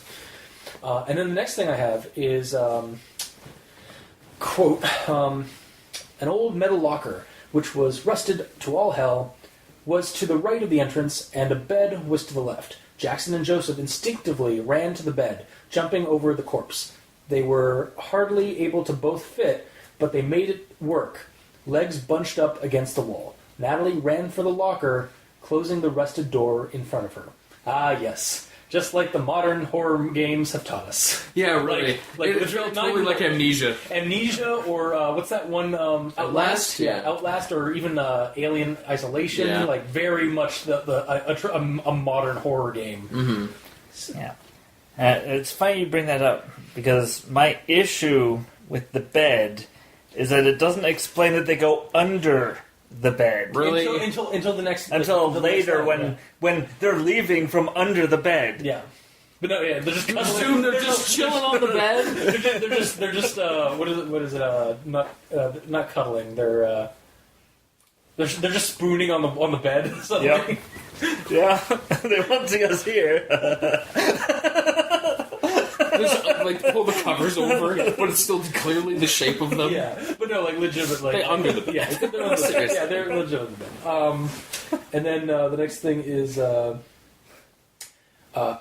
the footsteps were close now. There were too many for it to simply be one person. This is mentioned at the very beginning of the story when Jackson's in bed, and now it's mentioned again. And I was like, nice callback from earlier. Like, it was just like from when he was like having that nightmare. After he got out of that nightmare, he heard the two people come into his room, thinking it was the demon, and then now it is the demon. Too many footsteps or too many. I don't know. Again, like I don't know if this is actually accurate for the description, but too many footsteps as if it was one person. It kind of like again the centaur thing, or four-legged rake thing. Yeah. Yes, tormentor. Yeah, the tormentor. Mm-hmm. And then the next one is just something that really stood out for me. Closing her eyes once more in an attempt to choke back coming tears of fear, and to keep as much of her sanity as she could in her rusted coffin, she opened them only to see the black eyes, lacking anything but darkness, looking right through the shutters at her own eyes. A string of vicious drilling pains stung in Natalie's right forearm when she looked into the barren wastes of soulless oblivion. Unable to properly lift her arm, she was forced to look down to see what was happening. Worms. A mass of swirling worms. No less than 20 in number and 4 inches in length, twirled and spun around her forearm, burrowing and feasting their way into her young and tender flesh. That's a really good, creepy, sequence to me. I really enjoyed that. Also, a really cool monster, based off the description we did get. Reminded me of the rake, but then when the tail came in, it kind of brought it to its own, gave it its own, critter description. Yeah. Again, especially if it does in fact have two sets of leg limbs. I don't think it does, but that's how I see it now. Unfortunately, yeah, I know because of the whole back leg situation. Yeah, but I don't know if it has hands or if they're feet on the front. If it has feet on the front, then it still has back legs with there only being 4 limbs. Yeah, but it says hands specifically, and it holds and takes things and throws things. Yeah. So. Also, I just like to say that Tormentor is a good name. Is a really good name for this creature. Yes, and I'm glad that it is named. It's not just it. Yeah, it is actually the Tormentor. And then that's my notes for Premature Burial. We've already covered all my notes for Premature Burial. Cool. I had no notes on Premature Burial because I liked it. Yeah, well, I like to give some positivity. I don't. All right. Well, no, I give my positivity at the end. Fair enough. Visions of the Great Beyond.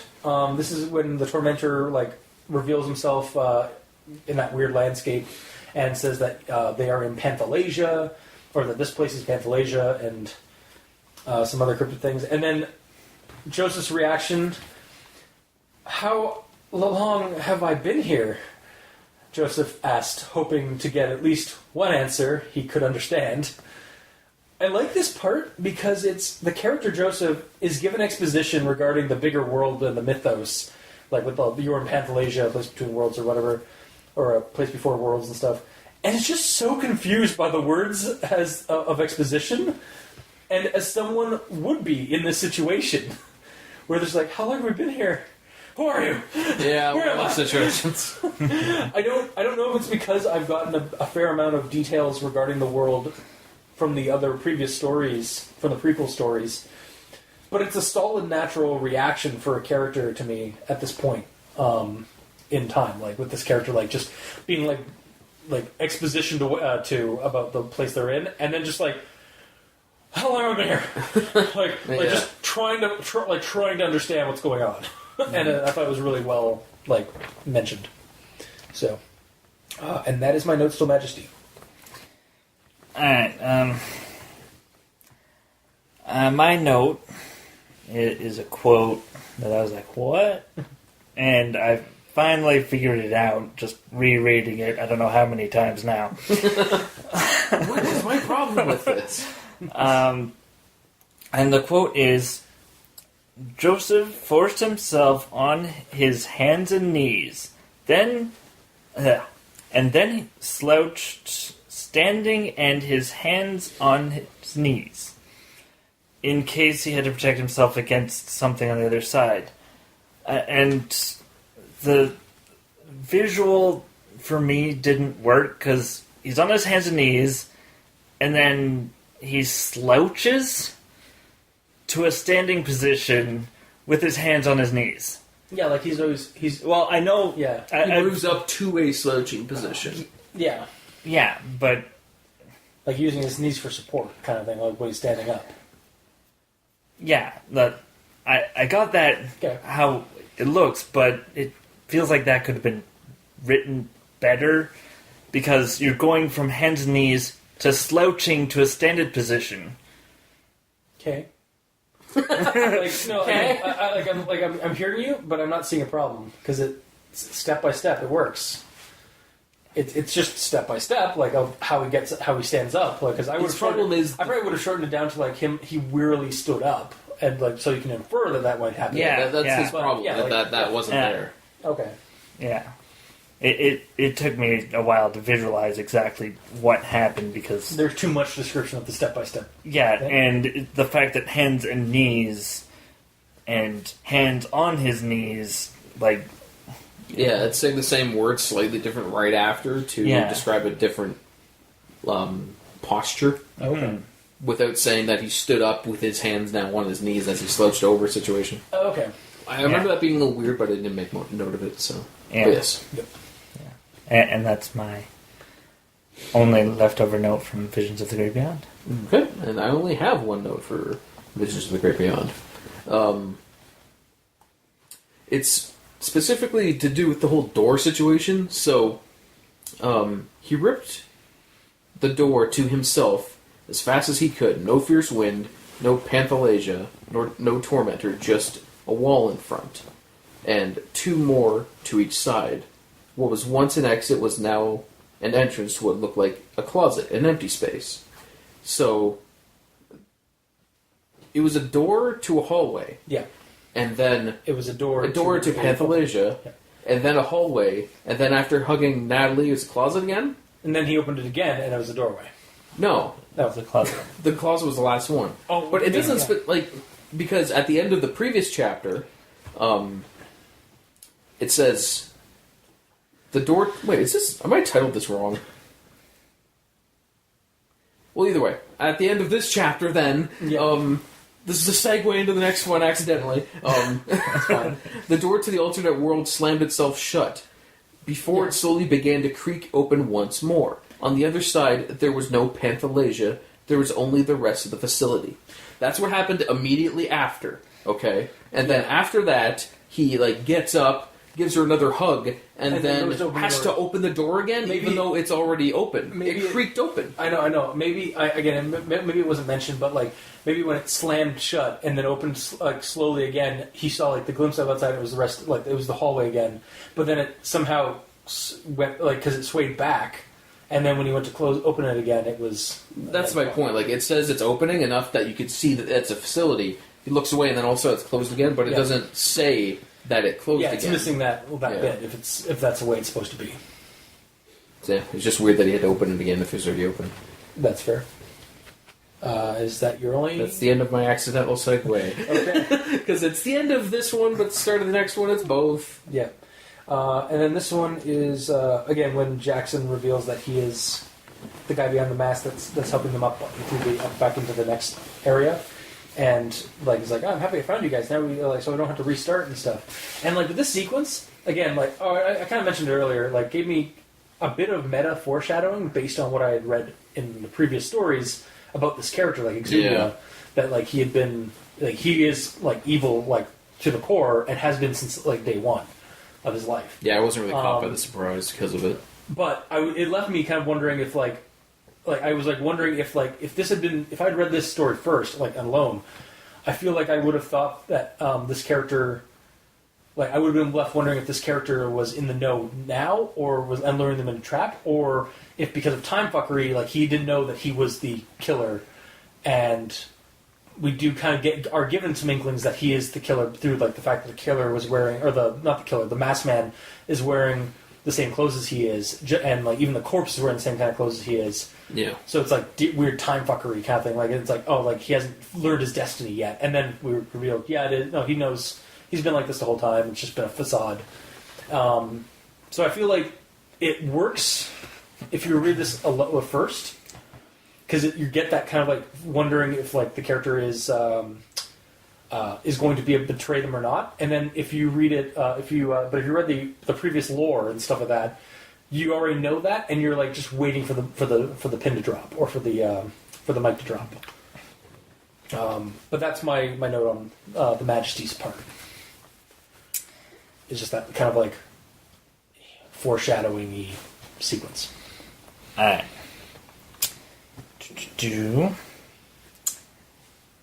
The face was decayed and sat like wet leather, but the mouth remained in a final smile ear to ear. I was like, that's not a smile, it's just his teeth grimace. showing. It's just a grimace. Or like, yeah. Like it's decayed enough that you can see the skeleton's teeth. But if there's enough flesh there that you can still tell he's actually smiling as well through the decay. No, that's just the decay causing the mouth to be I guess it's super open. If it's mentioned the way it is, I think it might be just like it's supposed to be inferred that like there is still enough flesh there that it is to like even if there is some decayed, it is kind of like he was always like had that like kind of frozen like grimace on his face, or not grimace, frozen grin or smile on his face. But yeah, I kind of see where your point is. Like, is like when like skeletons default to smile because the way they are. Yeah. All right. Now, the next thing, to me, is more of a D&D reference, and to me, personally, it should be written differently. Okay. Which is, they all made sure not to walk flat-footed. I mean, that is a thing outside of D&D. Yeah, D&D didn't create flat-footedness. But it's still more of a walking on their guard. Yeah. Like with their guard up and cautiously. Like elaborating that than just saying flat-footed. But it gets the same point across. But if he's using flowery words, might not make that flowery. Because that is kind of a flowery word, because it's a flowery term. Because feet stink? Yes. Like a more mundane version would have been walking on their toes or something. Like staying frosty. Keeping on the toes and staying frosty. So he did use a more flowery term by using a D&D term that they totally made. Yeah, they did. Okay. I know they didn't. I know. Alright, and I'm pretty sure this wasn't brought up, so I'm going to bring it up now. Okay. And Jackson threw his pole to the floor beneath him, and when Joseph reached the door, he grabbed him by both the shirt and head, pushing him out several. Okay, I should have. I know I meant. I know I put a note there, but I totally forgot to put it in my notes. Damn it! Several what? Yeah. Several times, like you're gonna go in. Oh no, you're gonna go out. Oh yeah. Oh no, you're out. Close the door. Yeah. That's what happened. Yeah. I was just like, what? And then it's later explained that basically pushing him so that he can close the door and leave him on the other side. Yeah. But to be honest, I didn't like because of that part was like written so confusingly. I forgot that was a thing. For some reason, when I kept thinking back to it, I imagined him just at the door and looking like back. Joe's running towards him. He's like, nope. That's basically what I figured. Yeah. Yeah. So maybe it should just be reformatted to that or something. Yeah.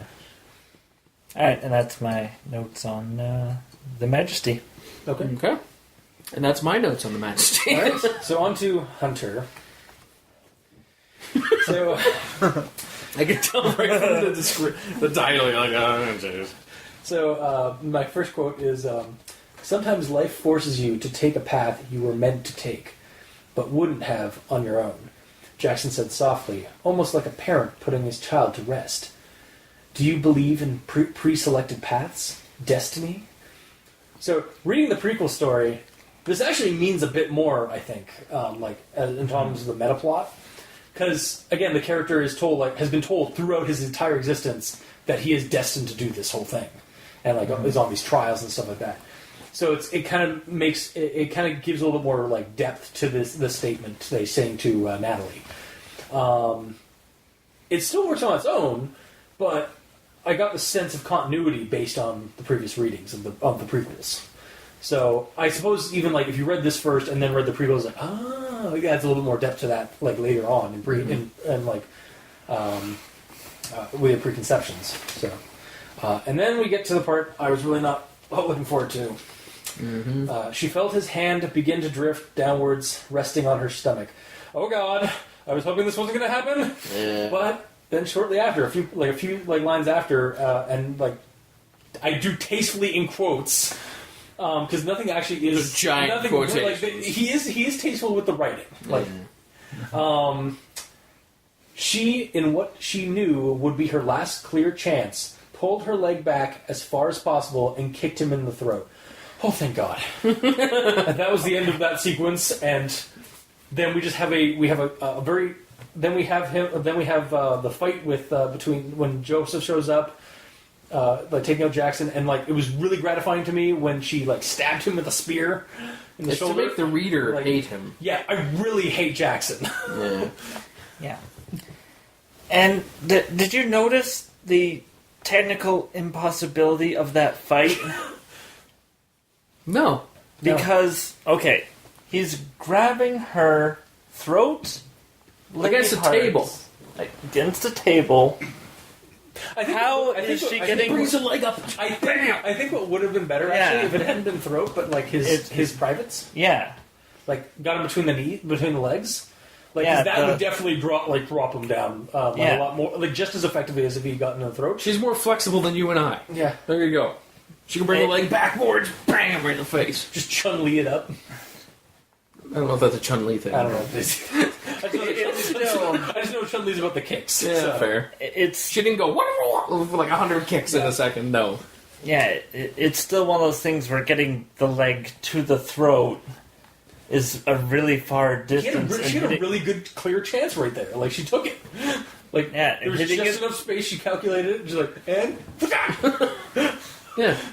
Yeah. Not to make light of that whole situation, because goddamn, that was dark. Yeah. One might say it's creepy. Yeah, no, it definitely is. Yeah, it is unnerving. Yeah.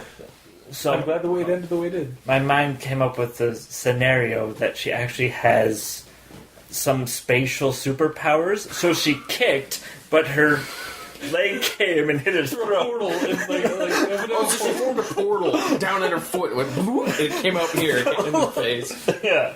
That makes sense. Yeah, that makes total sense. Yeah, but because... To a cosmic demon, This fucking guy. Well, she's clearly the superhero in this scenario. Yes. Because she's not influenced by the demon, other than when she was in the whole... except for that one situation where she was influenced by the demon, yes. Yeah. But when Joseph opened the door, yes, and there was that whole time thing, she didn't have any of it. So her mind saved her from the influence. Or because she was out of the cone attack of sand that came out of the door. Because she was hiding. So she didn't have line of sight she lost sight of the door. Bottom line, so she either got a really good clear chance to kick him in the throat spectacularly, or it should maybe be written that she got him in between the legs. It would have worked either way. Yeah. Doesn't matter. Okay. Fair enough. That is the end of my hunter notes. Because I just continued reading and loving the rest of the conclusion of... Yeah. Alright. I have another hunter note here. which... Have another 100 notes here. Oh, God. Alright. This is at the beginning of the Hunter. Well, oh, right. That wasn't your first quote. I was like, wait, you just said something. But no. The way he looked at her holding the pole, the way he stood still and simply looked at her, it was all very discomforting. And I'm thinking to myself, wait, when did she get the pole? When she got up and grabbed it and aimed it at him. No, this is before. Because shortly after it says, slowly and carefully he bent down and laid the pole on the ground. What? Yeah. Wait, she grabbed the pole before, like... No, she it's grabbed written the pole. wrong. She Okay. grabbed the pole after the uncomfortable situation. Yeah. This is before. She didn't have the pole then. Yeah, but it says, the way he looked at her holding the pole. Oh. He was holding the pole. Yeah, her... Yeah. While looking at... Yeah, The way that he looked at her while he was holding the pole. Yeah, so it has to be rewritten a little It has to be written to say, the way he looked at her while holding the pole. Yeah. But even... No, it worked. Or I understand what something. where he's coming from. I saw it the proper way. Yeah, from I the get-go. didn't catch that, but Yeah. like listening to that, I can tell what you're saying, and I do technically agree. I Don't really It could be agree. clarified a little bit better. Yeah. Yeah. I guess. Did you honestly, at the first reading of that, you assumed that she was holding the pole? Yes. Oh, then I guess it wasn't clear enough. And that's what confused me. I even went back. It's like, okay, here's the pole. Now she has the pole. Now here's the pole, and he's dropping it. What? And then I reread this, like, this is the part that's wrong. Fair enough. So, yeah. Fair. Yeah. Okay. And that's my note on that. Okay. Oh, in that whole section? Yep. Okay. Yeah, that's the end of my notes on that section. Here's one thing I will propose to you guys, probably by the end of Hunter. Did you guys all see that ending coming and like was hoping and like really happy with that ending? Like What ending? We're not at the end. No. I mean not before not at the- before Purgatory after Sorry. Yeah. Yeah, at the end of Hunter, they Yeah, do leave. when they escape away, like when they're being chased by him and they get out of the hole and like is like I kind of saw that coming, and I was really satisfied with them just like fuck you, Jackson. Yeah, I wanted them to get out. Yeah, I didn't want him to win. Yeah, I was really hoping that there wasn't going to be some kind of weird like twist at the end where it was actually going to be a little bit gratifying. Good ending. I do in quotes again, like we're happier ending where like the victims survive, the survivors escape the killer, kind of thing.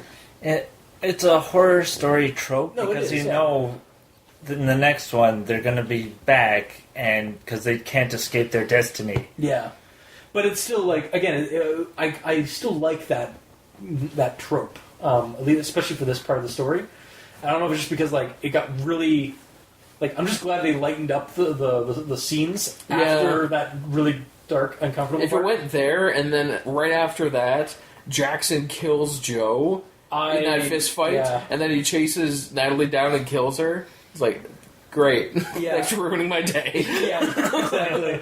I like, it is a little cliched, it is a little tropey, but I still like it. I'm still, like, totally up for it. So I just felt I'd ask that around since we didn't really have anything else to say because we all seem to. It's almost like something that we would talk about during final thoughts. I mean, it's fine. I'm giving you a segue. I'm not done my final thoughts though. We're still at Purgatory. Oh Rapid shit! thoughts. Shit! So I guess for Purgatory, I have no notes. So that's why. it's really just the part where like he's stuck there down with the tormentor and he's just like lets it happen. Like whatever the fuck you have to do, Lord. He heard the muscles pull apart as the tormentor stuck one finger outwards, claw ready. One day, our titles will be reversed. That's a fucking promise. You see, that right there is the reason why I thought that the tormentor said it. Because right before that, it said the tormentor did this. Yeah. He felt, but then it goes into like he felt the claw slash across his neck before the tormentor faded away in the shadows, out of his physical manifestation. Grasping his gaping wound, Jackson stumbled into the darkness of the facility ahead. So, this plus the rest, like again, this is kind of an attachment to the Hunter and Purgatory. this was a much more restrained, and the story as a whole, this was a much more restrained than I expected, and I'm happy for it. I really liked how this ended, even though I know there's more like coming up, like the reveal, the betrayal, the vengeance and consequences sequence, like basically the whole end of Hunter and Purgatory. Really gave me like a good sense of a good ending for a story. I definitely got Hellraiser vibes from In Torment. Between the monster, its hellish lair, which apparently I spelled it layer as in a layer of something, not layer. Layer? Grammar, not taking my own notes. Yeah, there you go. And the greater mythos and the betraying character who serves that mythos. And of course the darker tones. And I say the tones, like seriously, had me worried when Jackson and Natalie were alone. Yeah. Based on other things, based on the previous story's intent, like kind of implications. Yeah.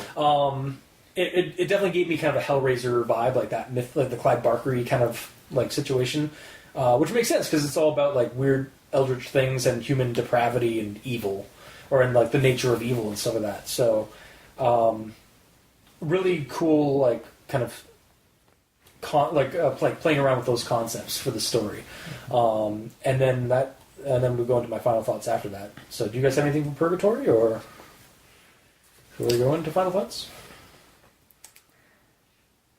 Nope. Nope. I'm glad he somewhat got a little bit of comeuppance for his bullshit. Yeah. Well, Yeah. So, although the cycle continues for Jackson. Yeah. He's stuck constantly. Like, who knows? Maybe, you know what? Maybe that isn't the case. Maybe like all the the precursor stuff is like he's set up to do it. Maybe this is the cycle where it gets broken.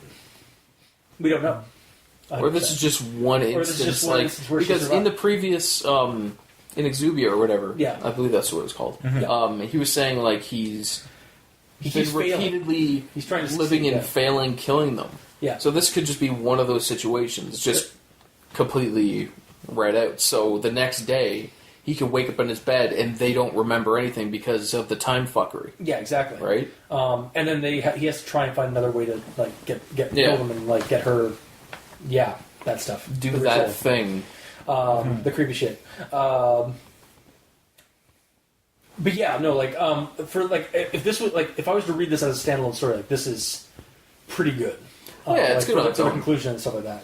All right, so then we'll go into final thoughts. Then, like I said, I feel like on its own, this story works, and even with the previous stories we've read, there is some satisfaction of meta knowledge to be had. Because we know like the backstory of some of these characters.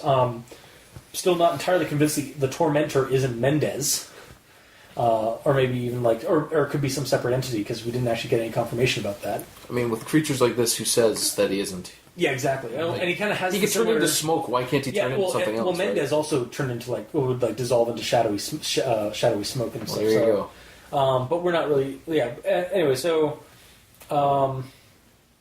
But that even though like the spelling issues are many and rampant, the descriptions for every moment and the plot feels very solid to me.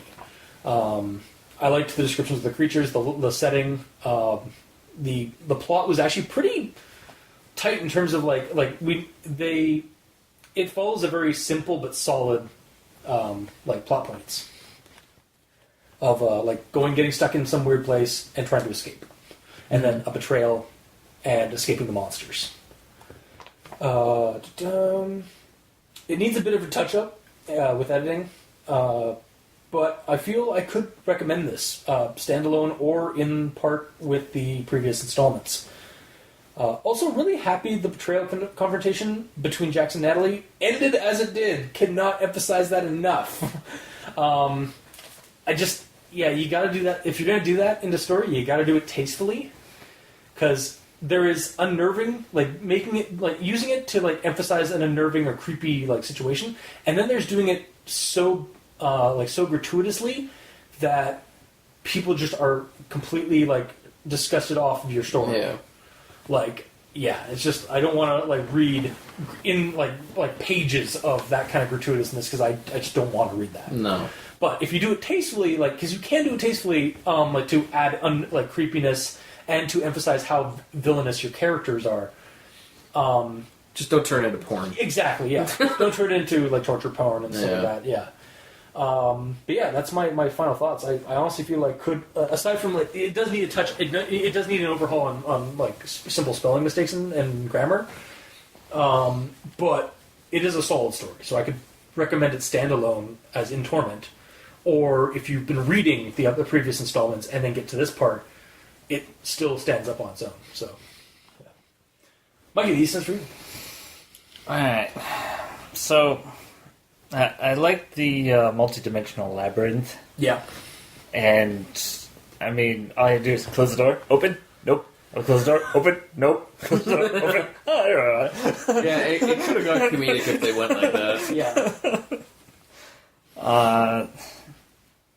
I also sort of like the attempted mind games and that the creature was messing with Joseph and Jackson. Yeah, it's a cool little power it's got. Like with Natalie, even like when it's staring at her. And With the worm situation. And then the worm situation, and then like when she like it's revealed after that it never happened. Like, it was just mindfuckery. Yeah, I thought it was a really cool power to have. Mm-hmm. And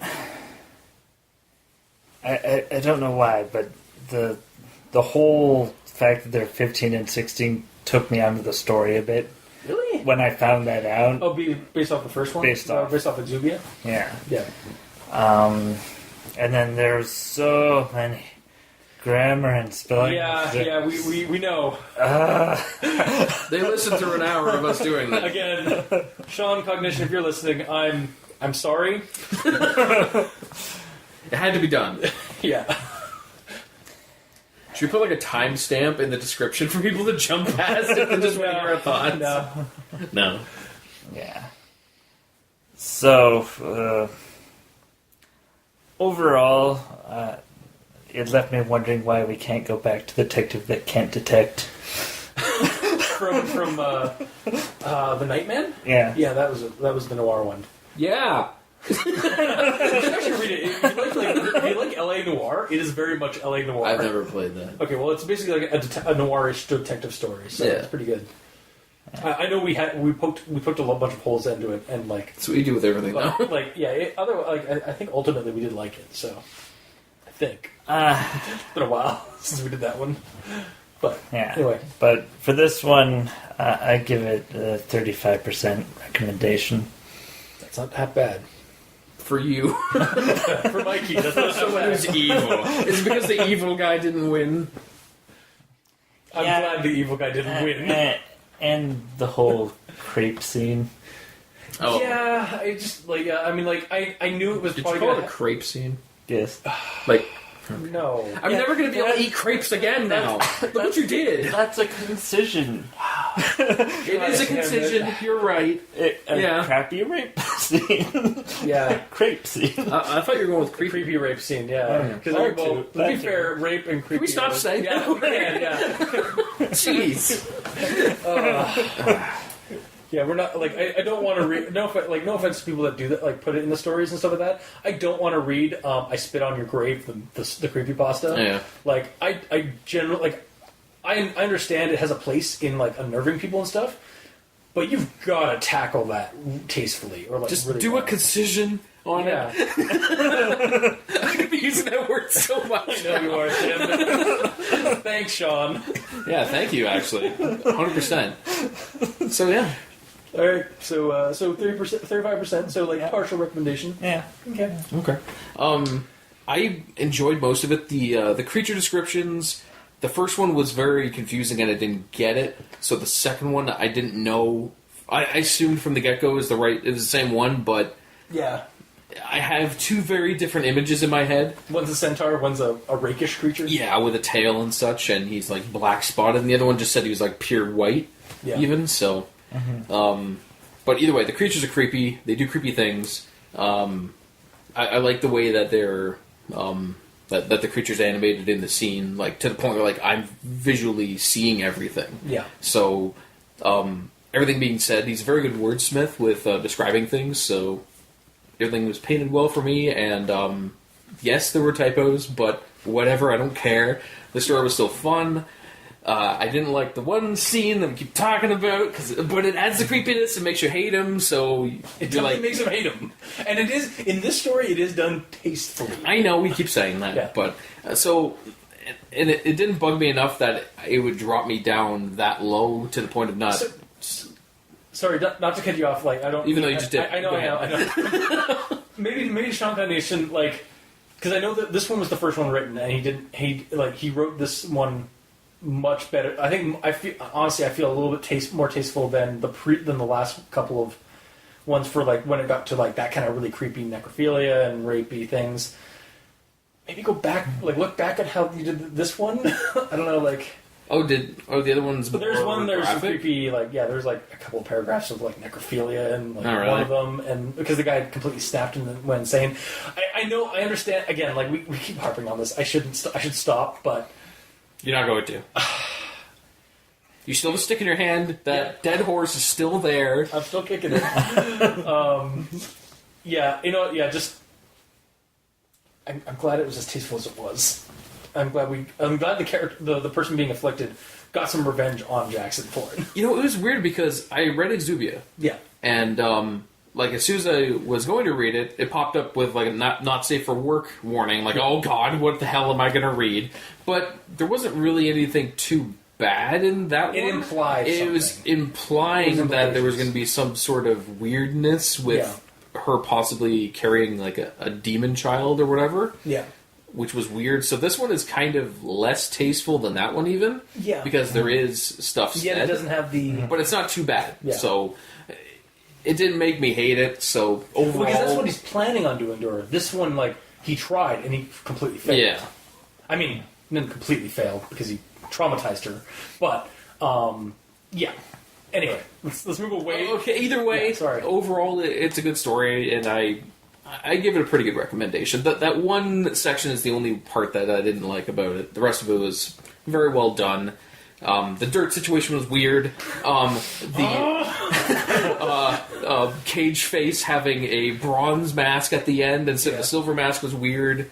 But and actually, even the description of his mask, like, we all saw it differently. Yeah. So I don't know what it looks like anymore now. I kind of, like, the way I, like, envision it, it's Cobra Commander's, like, silver face, but with, like, eye sockets that are, like, just slits to, like, form eyes and slits to form mouth. I assumed it's just, like, you take a cage, like the entire mask is bars. Like, it has an outside circle, like, of a hockey mask, but the entire mask is just bars. Mm-hmm. And then he saw... Some mixed in between. Similar to mine, but, like, yeah, instead of, like, being, like...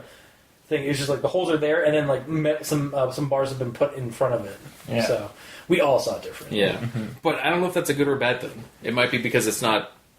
It might just perfectly be described. It could be just our personal mentalities seeing it differently. Mm-hmm. Yeah, like I emphasized the cage more. You emphasized the hockey mask more. He did a little bit in the middle. Yeah, yeah. Either way, mostly recommended. Yeah, recommended. I mean, like, again, like the creepy thing, that creepy part, the unnerving part.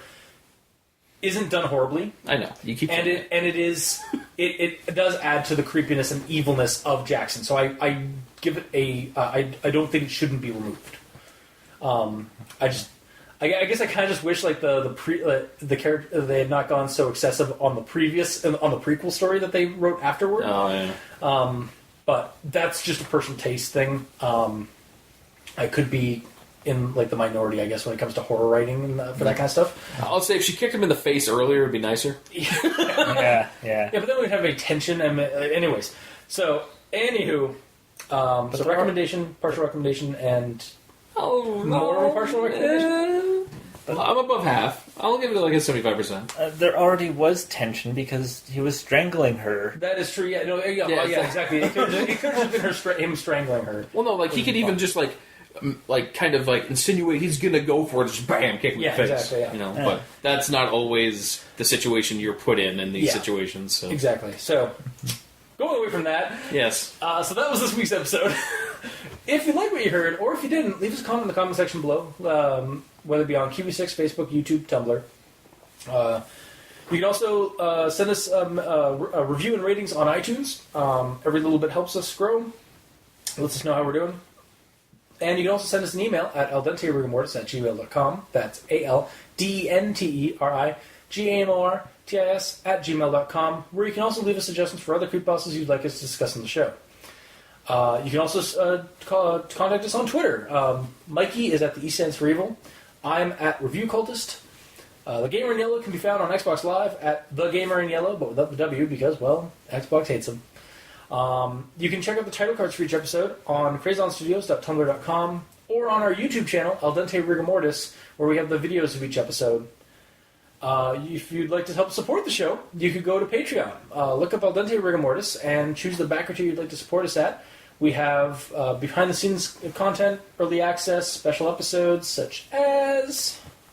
El Dente Reloaded, where Mikey and I go back to the old creepypastas that the Cultist and Dr. Leviathan reviewed in the past and look over them ourselves and see what we think of them. And El Dente Revelations, where Mikey and I go back and actually listen to the Cultist and the Doctor's old videos, well, audio, podcast video recordings, and see how your thoughts differ from ours and possibly have a revelation while doing so. Yeah. Revelations is at $2 tier, and Reload is at the $5 tier, along with the early access reward, which basically you get the episodes on Tuesdays rather than on Thursdays. So if you'd like to help support the show, please go to Patreon. And for our patrons that are already supporting us, thank you immensely. You're helping keep those hosting bills at bay, and we very much appreciate that. And to all our listeners, that new and old, listening to us, thank you as well. And to the authors. Because without you, we wouldn't have a show. So thank you all.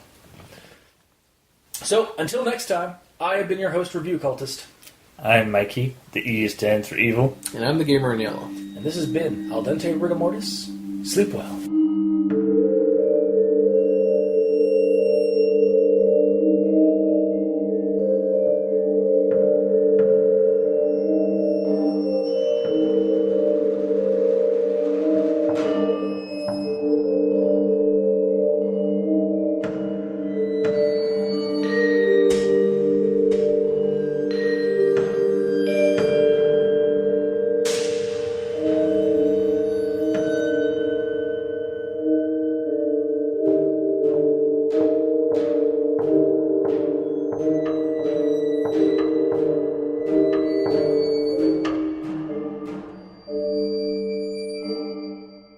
Also, reminder for Gamer Yellow. Leviathan?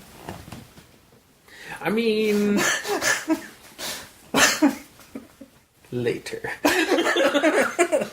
So do you have any for Purgatory? No. Okay. Okay. So, on to my thoughts, I suppose. Right? Yep. You know, I've been sitting down for a little while. Let's get straight for a second. Ugh. Okay, come here.